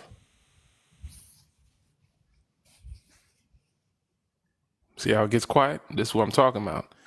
We have been so indoctrinated with their idea of love being this utopian, dopamine high, this pure, simple thing that, transcends race, when it's actually been weaponized against our people. And it's an area of people activity that is still influenced by racism. How can we say absolutely to 9 of the 10 areas, but for some reason when we get to love, it's because we see ourselves as human, and we forget that as the system is set up, systemic racism is what we're talking about, not institutional racism. Systemic racism. Institutional racism is closed on weekends and holidays. Well, not all institutions. The prisons are still open. But systemic racism is, social. So there are social systems at play. So when we talk about love, we have to understand that just like all the other areas of people activity where we're disenfranchised and dehumanized, even in love, we see ourselves as human, capable of loving. They do not see us with the same level of humanity. They don't see it in economics or any of the other areas that I mentioned. And so, when we talk about love, Dr. John Henrik Clarke says Black people believe in things in their purest form. We actually do believe in God, and we believe he has laws. White people have shown us they'll go to church, but what part of their society follows Christianity? We've got. Ain't that what they saved the slaves? They saved them, introduced them to Christianity. Yeah, right. And they continue to massacre and show degeneracy and even in what they consume. Even their sports are violent. They love football. So then you turn to democracy. They say we live in democracy, but they try to rig it every chance they get. They don't believe in these things, but we do. And so when it comes to love, we believe, empathy and love. They have shown us no empathy. They have shown us apathy. And that's what racism is from their perspective. Post-Traumatic Slave Syndrome is a book by Dr. Joy DeGroy that talks about the intergenerational trauma of white supremacy. White supremacy is like a drink. You drink it, you might get a hangover. You're guaranteed to get a hangover. It's poison. And so for us, the trauma is intergenerational in the fact that we've been brutalized and victimized for so long that sometimes we pass down things to our children that, are survival mechanisms from times where, we were enslaved on plantations. A lot of us still eat some of the same foods that the slaves would eat in their quarters, because it was passed down to us, even though it's unhealthy for us to eat. And so for them, what was passed down?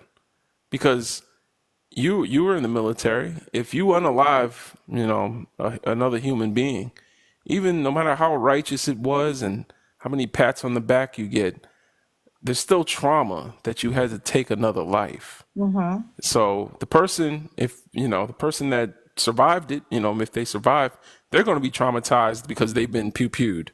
But the pew-pewer is also traumatized.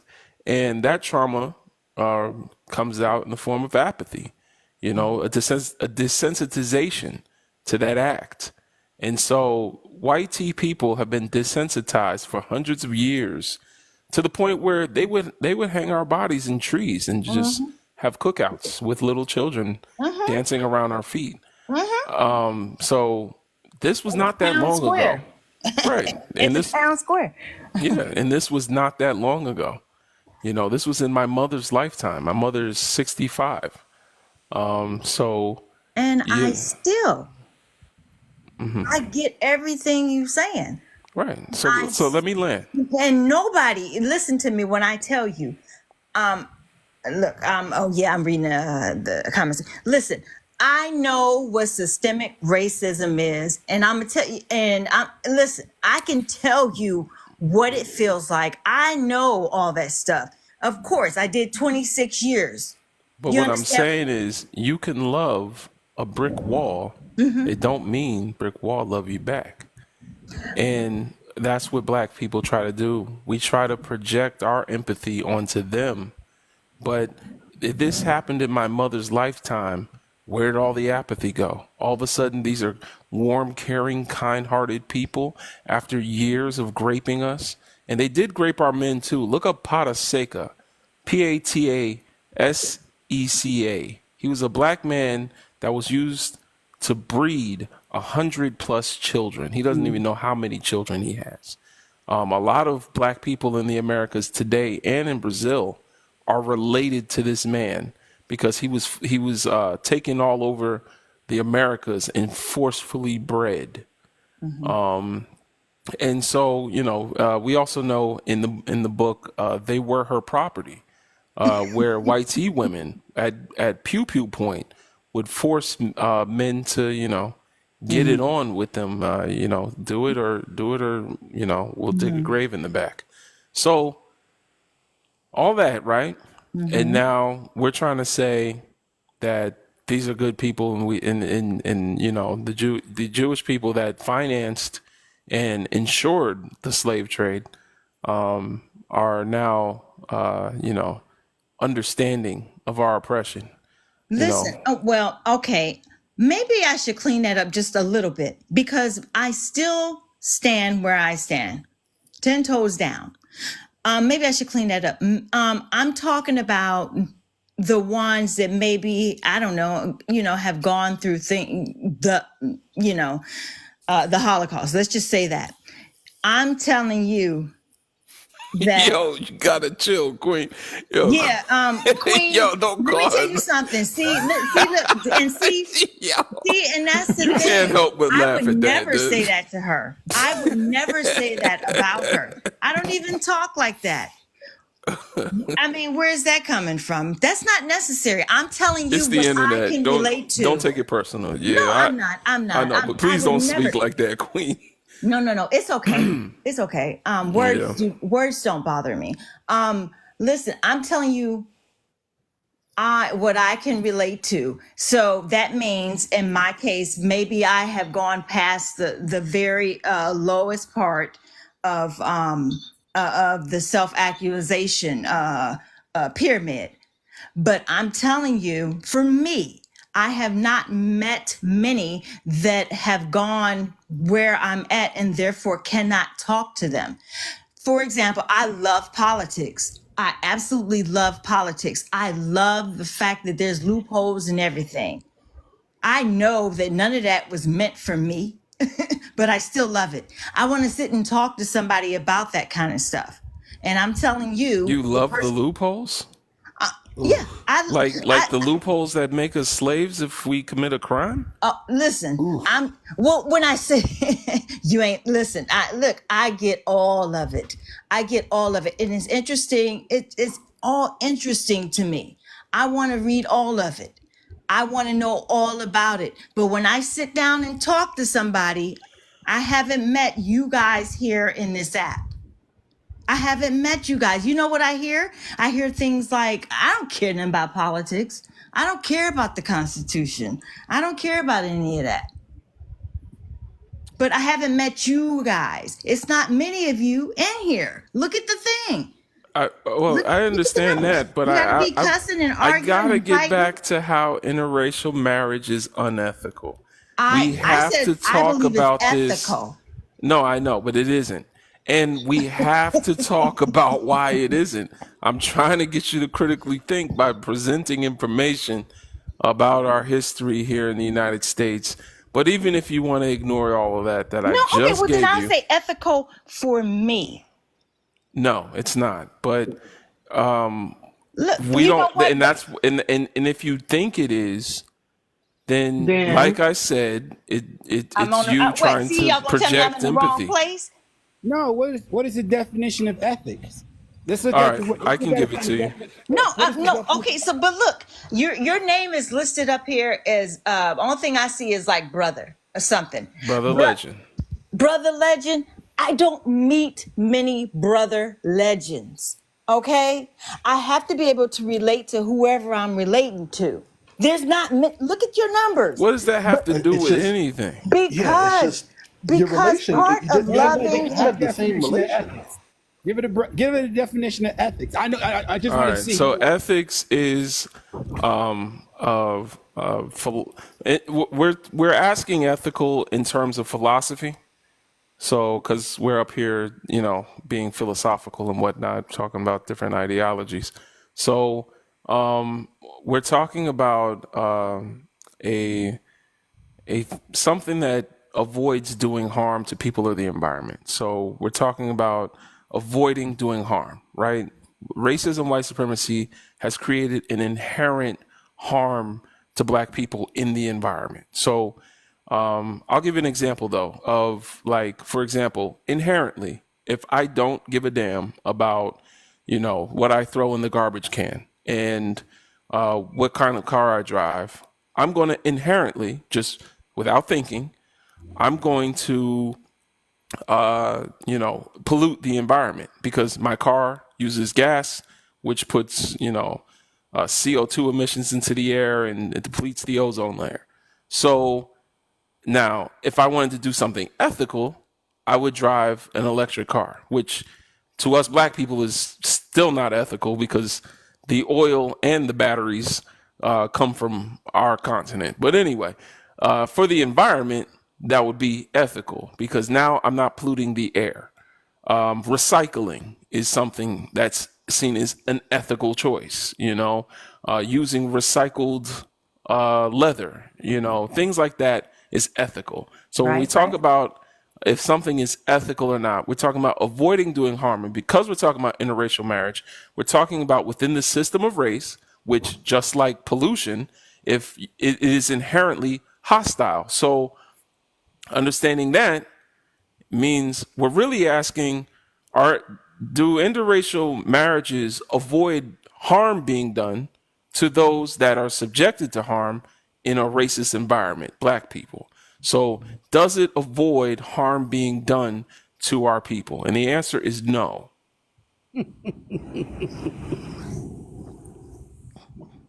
What's and wrong? and the reason and what makes it unethical is the same thing. All right, so now we'll just look at today since history didn't work. All right, so would you say, I forgot your name. Eyes on you. All Oh, right. yeah. So would you say that a relationship between a student and a teacher is ethical? No. Okay. Why would you say no? Because there's a potential for someone to Take advantage? yes, absolutely. And someone is in a more vulnerable That's right. state to be taken advantage of. Okay. All right. So what about a prison guard and a prisoner? Oh my God, absolutely not. Okay. So what about a child and an adult? Absolutely not. Same thing, right? Like the power dynamic between the two would make the relationship unethical because one person has the ability. Now they might not take advantage because that's what you're saying. You're saying that you've met white people apparently that haven't taken advantage, even though I doubt that. But let's say it's true. You saying that they haven't taken advantage. I say they do because they have privilege. And unless they're working to dismantle it because it's inherently harmful, and that is unethical because they haven't Okay. done the ethical thing of mitigating that privilege, like getting rid of that privilege would be ethical. In But order to get but wait, rid of that privilege- wait. Don't take us off the topic, please. Yes, sorry. So Sorry, it is y'all. unethical for those other scenarios because someone has the ability to take advantage of someone in a disadvantaged state. We talked about how black people are disadvantaged in economics, education, entertainment, labor, law, politics, religion, sex, and sex I replaced with love, but war and health. And you say that we're disadvantaged in all these areas of people activity. So you must agree that white people are in a position to take advantage of us and that we are at a disadvantage. Based on my answers to your questions, yes. Okay. So that makes it unethical inherently. Okay. And sis, I think you have a great understanding of that being a military personnel, because the military use that definition of what he just said every day. It's a strategy. It's a strategy. So I believe you get it, you comprehend it, but do you accept it because because you have to deal with it? She don't gotta accept it. No, sometimes all I want to say, sometimes it's a tough pill to swallow It's when all it's right. close to breast, and it's okay. And that's all I'm saying too. Close It's to okay what? when it's close to breast, close to your heart, or something that's close to you. It's hard, but the reality of what it is what it is, and it's going to be what it's going to be. Until we have a system of justice to replace racism, systemic racism, until we have produced justice, we don't have peace. Dr. Martin Luther King is known for saying that true peace is not the absence of justice, but true peace is not the absence of tension. So there is going to be tension.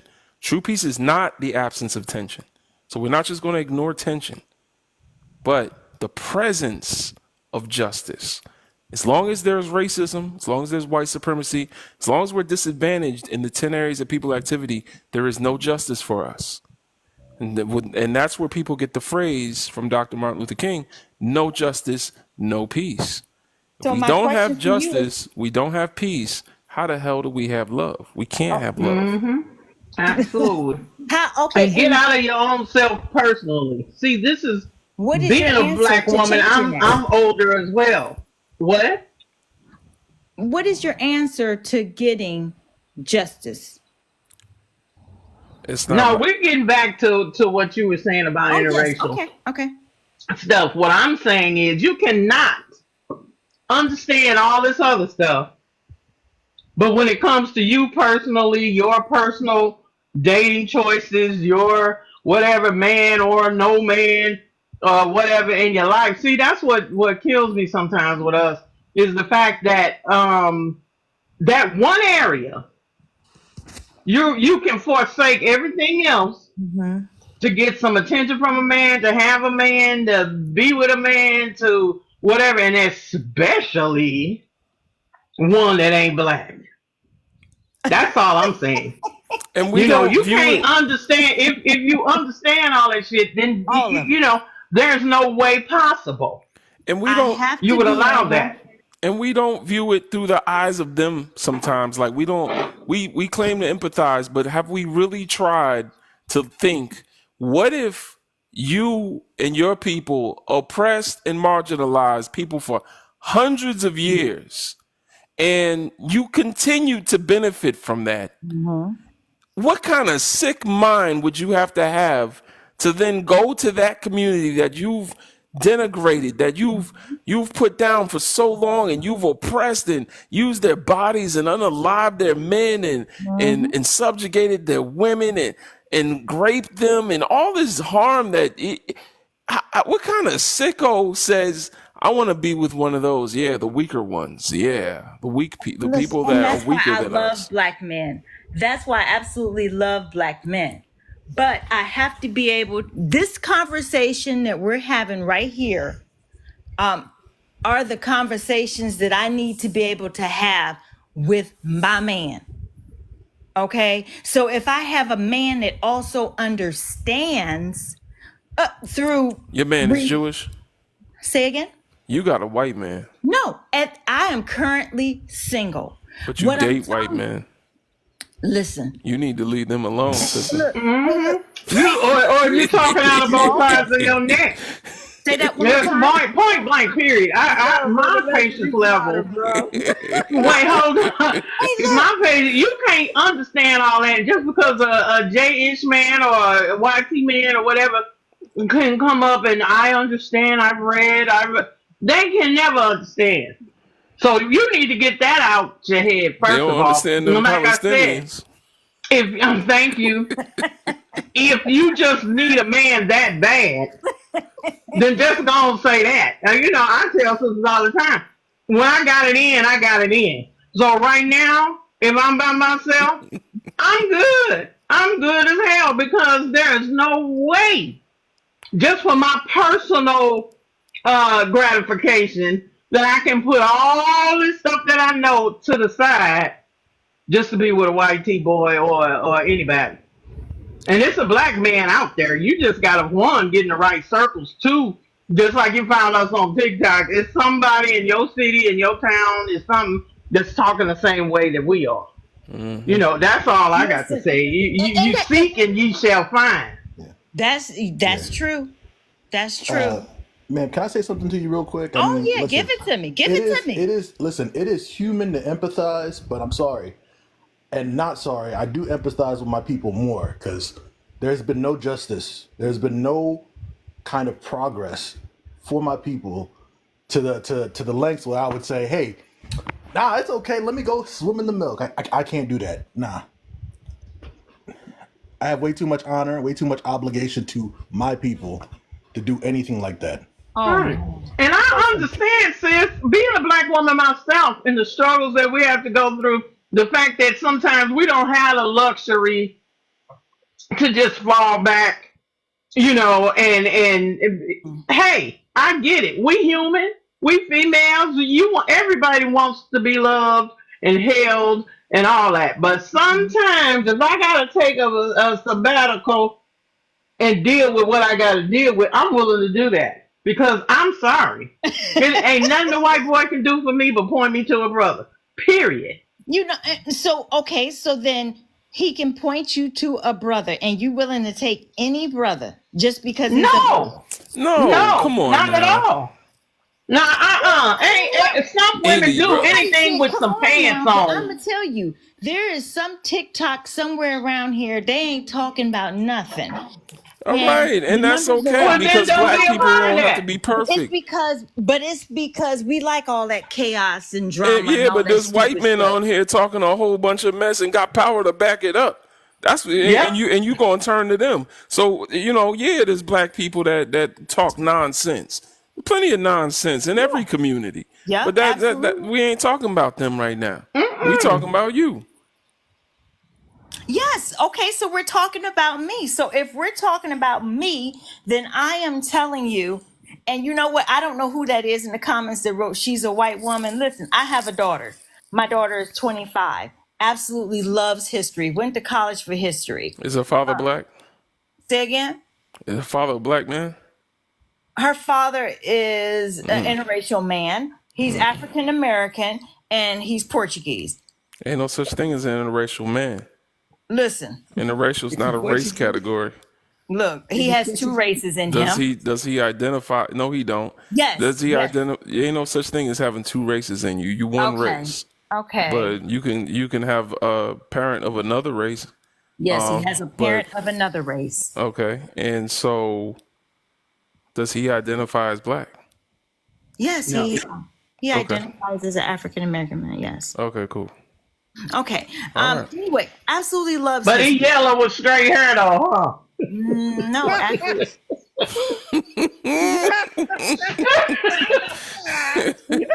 also You cute. got one almost white, not quite, but you know, he kind of leaning that way. No, actually, he's African American. He looks like he just. But anyway, none of that Look matters. like Idris. She said look like Idris. You know what? Wesley Snipes. But I'll take one. I'll take one that looks like Idris. I'll take. Yeah. Listen, I'm gonna tell you something. When they said, oh, all those Haitians came down to Texas, I said, oh shoot, girl, let's go down there and get us one. Joking because I love black men, and I mean, I get it that it's funny what I'm saying, but I'm telling you how it is, okay? And it's not just about having a man. I need to be able to have conversations with him that make sense. Okay. Well, either you believe you can find a brother like that, or you don't. See, this is the same thing I said to a I brother don't know where earlier. he Is you is or is you ain't. I'm Hold glad on. you said that because that's what you said to somebody else up here, and you was like, "Go on, if you ain't, is you ain't." I'm is okay. But I'm you is. got to believe that brother exists and that he can come your way and y'all can have these You know what, conversations. sister? Just like You Sonny know- Houston you said know on The what? View the other day, talking about crazy black men. Wait, what? No, I'm glad You know, that's said just that. what we do sometimes. And you gotta listen to our own self. No, listen, I'm glad you said that, sister. I have no problem meeting that black guy, but when I step up in the room, it's sisters like you that's hating that wants me to get out. Why are you worried about the women? No. We're talking. You I gotta have focus no on the problem. man. Brothers do that too. Like No, if because this you is was my a man, I would say This is my pause, sister man. telling me that that there are men like that, but it's sisters like you. Soon as I step up in the room, mad hate. You're not introducing me. Sisters like me that would do what? See, you done messed up. You shouldn't have said that. You done messed up now. Yeah. Uh-oh. Now, see, they already know the wrath. Look, I can see the comments. I can see the comments. All right. I didn't Let's say stop you. here. I said Eyes on you. like Listen. you. We listen. It's okay. It's all right. Let's not project our ideas of black women onto other people. Let's not do Sorry, that. brother. Sorry. All right. So I'm gonna go to the next guest. Thank you for Yes, coming up. I'm so Eyes sorry. on you. Listen, hey, look, I love all y'all. I'm still sitting here. I'm gonna be in the comments. So All if right. y'all got questions or whatever, hey, look, be easy because All I right. believe that you can agree to disagree, right? Go find your piece in a white tea, man, please. Just All right. clean, help us clean the gene pool. Ashe. Go Ashe, there. yo. All right. Be We nice, going to the y'all. next Okay, guest. bye, Much y'all. love. Okay. Peace. All right. Kyle. You know I didn't calm down. You- I hope she yo, was talking that's- about maybe somebody in this- the comments. She wasn't doing it toward me because you know I was about to go there. There's But been a lot of couple growth from Smart Sister over the past few years. Yes. A lot of growth. Reminds me of my grandmother. Hold it now, sucker. You know what I'm saying? It's like when you know Auntie about to wild out, and you like, oh, everybody make that face. All right, You hear it. Colin. I was hoping she was referring to somebody in the comments because baby, they said she didn't want none of this. But okay, you know. Call him. I don't know your name. Give us your age, race, and pronouns, please. Hey, can y'all hear me? Yeah. 27. Race is subjective to what you, I don't know, you said my father's black and my mom's white. So what do you think that makes you? Most people see me as Latino. Like people come up and speak Spanish to me, which I know That's some not Spanish. a race though. It don't matter what Yeah. people see you as. I don't really know how to answer it. You know what I mean? All right, so you confused. Yeah. Normally, I I wouldn't let you even comment on this conversation if you confused about your race, because we up here talking about race. You know what I'm saying? If I'm confused about algebra, what the hell I'm doing up on an algebra live? But Yeah. you But my it's last like I guest could for the say- night, so I'm gonna let you talk. Yeah. But you say you have a black mother, Black father and white mother. black father. All right, so Oh, okay. so the way it works, my friend, you have a black father. You have the ingredients to be black. However, because you don't identify yourself as black, we'll just call you I don't know, vanilla chocolate swirl. Go ahead, talk to us. Yeah, so it's hard for me to say, hey, if I identify as black, somebody look at me and be like, no, you're not. You know what I mean? You're light, bright. But that's the other thing. People have, I wish you could see the shirt. Did you see the shirt I had on? No, I Did you see people? Hold on, look, hold on. Damn, my light don't work, man. Anyway, I have on a band tee from a band called Def Leppard, and I used to play in a rock band back in the day. I used to play guitar, and not even on some like white people shit. I was playing with black people, but we was playing rock. But yeah, so I got on a band tee. Black people, if I walk around, enough black people, I'm pretty sure someone would look at me wearing this T-shirt and say I'm not black. Except the difference between me and you is, I would know that it's because of the T-shirt, or I would know that I'm black. I don't care what they tell me. I know because I know who black people are, and I know that's my people. See what I'm saying? Yeah. That sounds like your white mother got to you and confused you a bit. Yeah, absolutely. Like, so I'm pro-black and I love my black family, and my mom has diminished my race. You know what I mean? Why do you think she does that? I want to say, like, I don't want to I would say she has been racist to me, and she has been how do you say, she has microaggressed me plenty of times. So like, why do you think she does that? Harmful to like the power structure. Like, I think it's a control thing. Like, she wants to diminish my blackness in order to like make me not care about black people or care about change. So that's something we talk about on this live all the time. How many of y'all be on this live, man? We talk about the role white women play in the system of racism and how they turn black people against having an allegiance towards their own people. They do it with their children. They do it with black men that get in relationships with them, and then they do it to black women through feminism. That's crazy. Are your parents still together? No, long divorced. Had 2 children, but I'm seeing the comments, and yeah, she definitely fetishized my dad. Like, you know what I mean? I have stories and all sorts of shit. So damn, like, it's not Sorry even to a hear question. that, man. Yeah. Me It's too. not even a question. Come to the black light, son.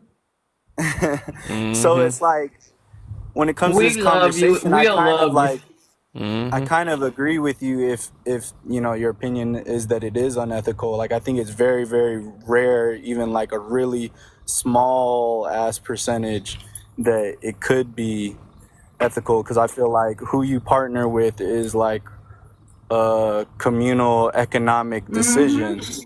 So like I Spiritual. always found like if I was to like marry or get with a white woman, and then I would be uplifting white people who do not need uplifting, and then I would be continually to like dilute the you know black out of my genetic line or whatever, you know what I mean? I don't want my dad on his deathbed and looking up at a whole bunch of white blonde you know blue eye like children. All right, so well, you need to get rid of that confusion. I don't know what's making you confused. Yeah. Then that's the first thing you need to address if you're gonna go down this line of reasoning. I'm telling you right now, because what you're saying is on point.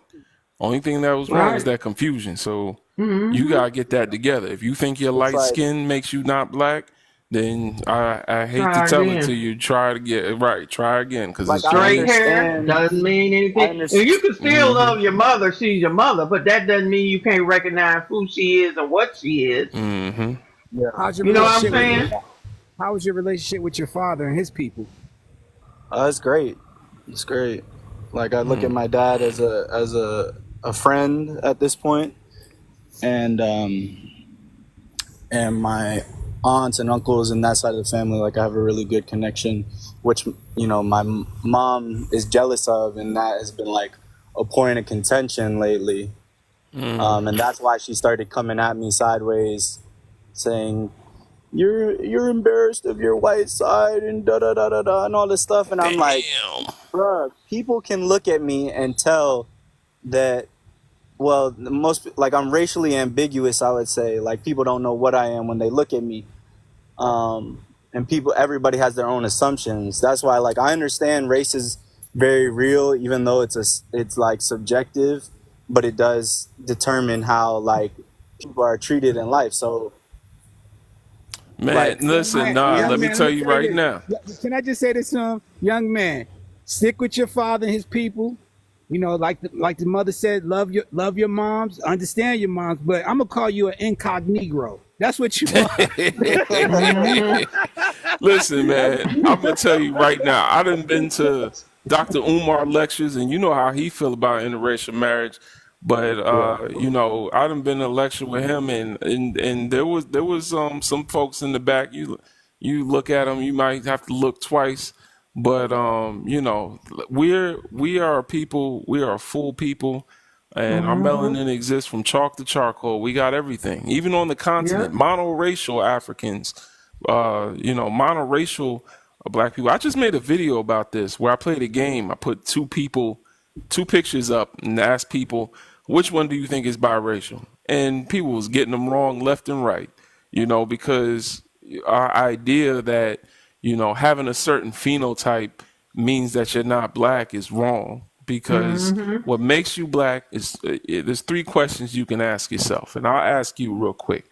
So when we talk about blackness, we're talking about Africanness. We're talking about land, history, and culture is something that we all share. So I'm going to ask you, do you have African ancestry? yeah, it's I did the ancestry, and it was 24% sub-Saharan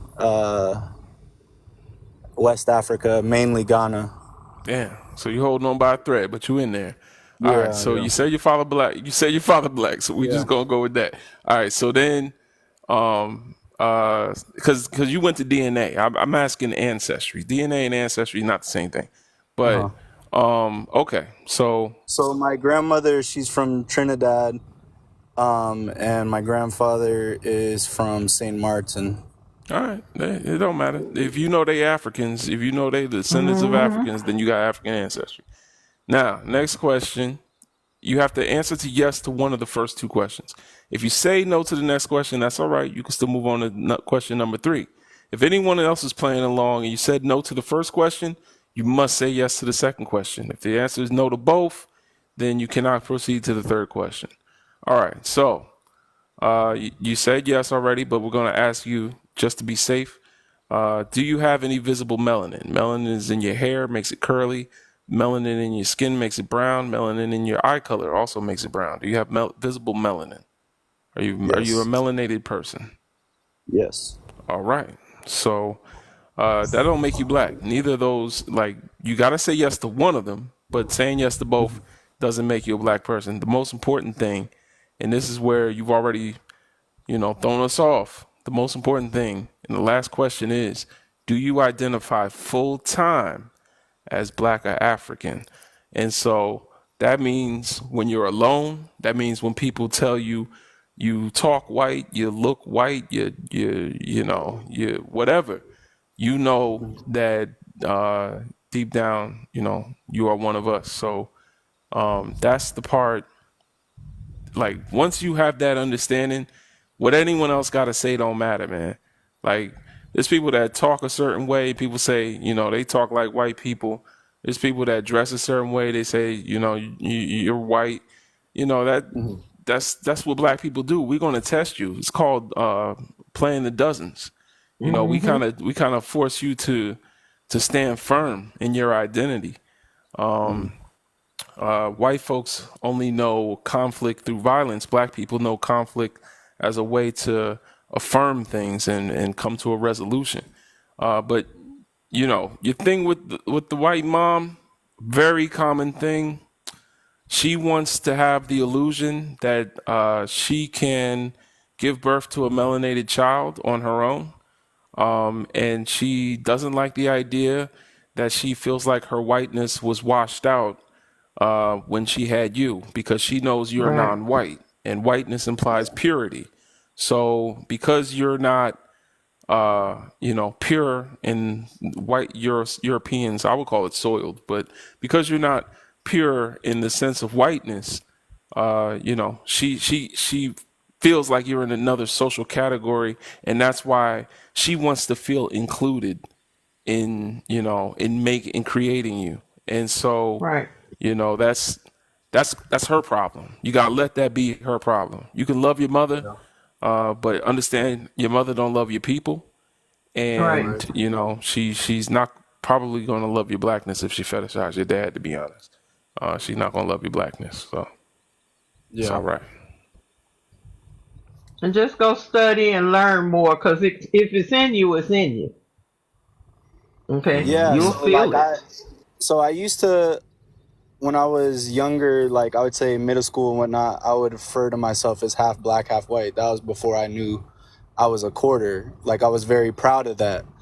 Um, You're not a quarter. finding out that I was less, definitely was like a blow to like my identity or my ideal of identity. Genetics doesn't determine your Africanness. No.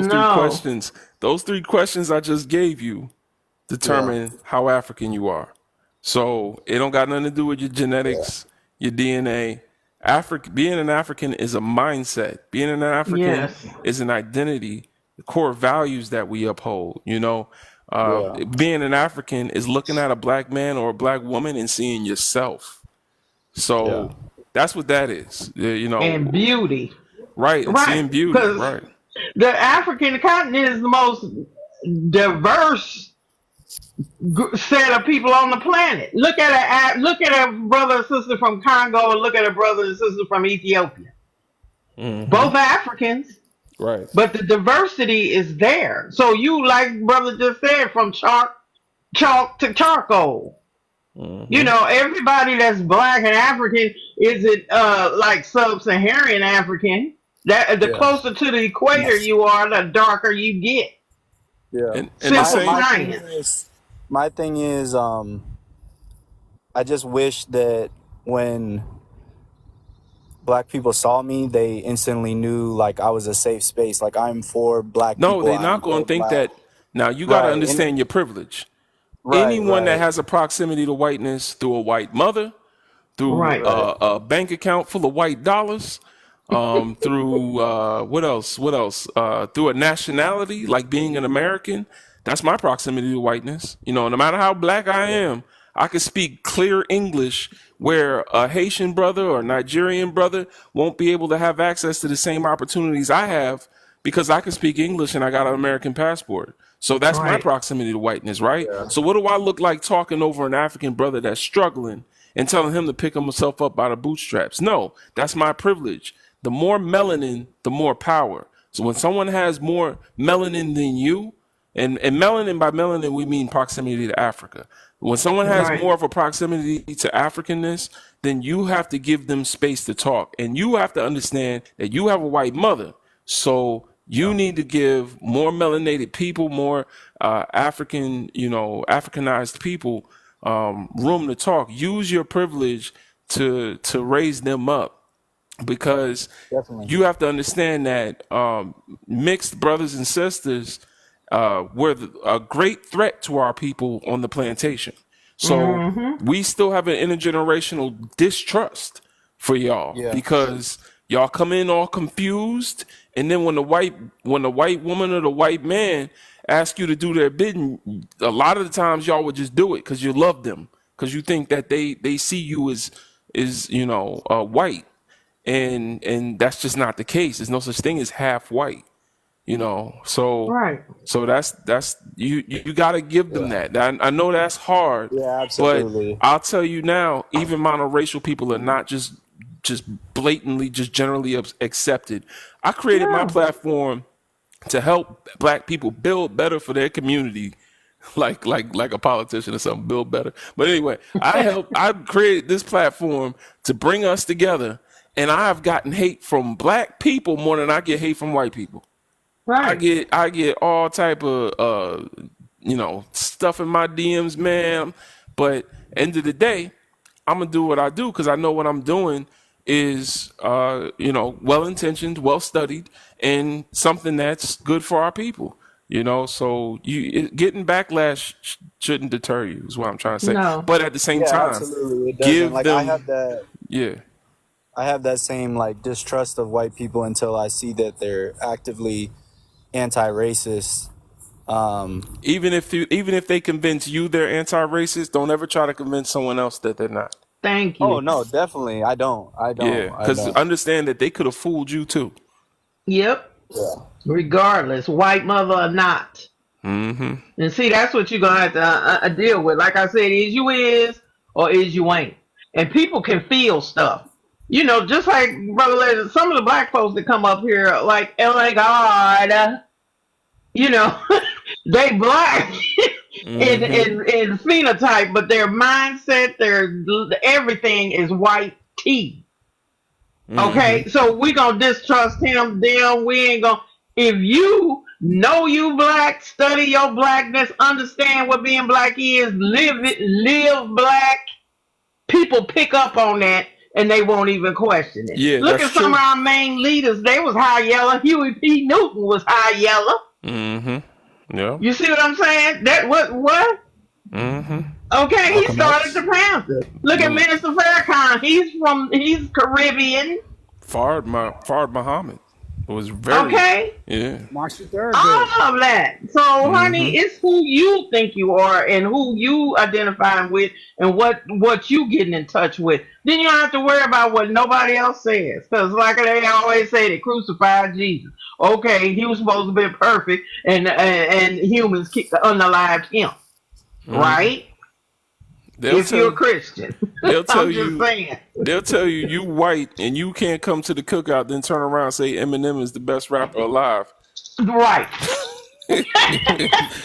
and Bill Clinton was the first black president. You know what I'm Was the saying? first black president. Don't believe none of that bullshit come out their mouth, because they love white people. So stand Yep. firm and know who you are. That's the thing. You gotta learn. You gotta know for yourself first. Because black folks, we gonna test you. We gonna test you. We gonna push you. I appreciate the affirmation, All right. and yeah. All right, brother. Seek and I you won't shall take too much find. space. I need to do a biracial identity healing session. We gotta we gotta heal some of our Some people. folks. Yeah, right. Look up this sister. She is called the White Obedience Foundation. It's a Yeah. sister that is biracial, black biracial, and she talks about all of it and breaks it down. And Breaks she had it a white down. mother. Right. Yeah. So please find her. She's here on TikTok. It's White Obedience Foundation, and then you'll see what we're talking about. Yeah. Okay. All right, y'all. I'm gonna call it Okay, a night. I sweetheart. gotta get up in the morning. I got work. But I enjoyed this. I enjoyed this platform, man. Y'all have a beautiful evening, bro. Yes, And sir. sis, You too. look forward to doing it again. all right. Same Appreciate you. here. All right, y'all. Have a good one, Sure. honey. All right. Peace. Bye. For everybody else, check out b1initiative.org. The link is in my bio. Join our Discord. If you're interested in getting into cybersecurity, join our Discord. Let us know that you want to join the apprenticeship for cybersecurity. We can get you on the job training and also help you get stuff that you like, skills you can put on your resume. So it's a Nigerian American company. So you'll be taught by Black people, for Black people. The name is Each One Teach One. Just join the Discord, link in my bio, and let us know you're interested in Each One Teach One. And I really appreciate y'all, man. Free Haiti, free Congo, free Sudan, free Nigeria, free Kenya, free South Africa, free Libya, free Jamaica, Brazil, brothers and sisters all over the world, Canada, north, south, east, and west of America, Europe, Asia, wherever you at, brothers and sisters, descendants of my ancient mother, we want y'all free of oppression and to stay protected out here. But until next time, my name is Brother Legend. I'm here to raise your consciousness.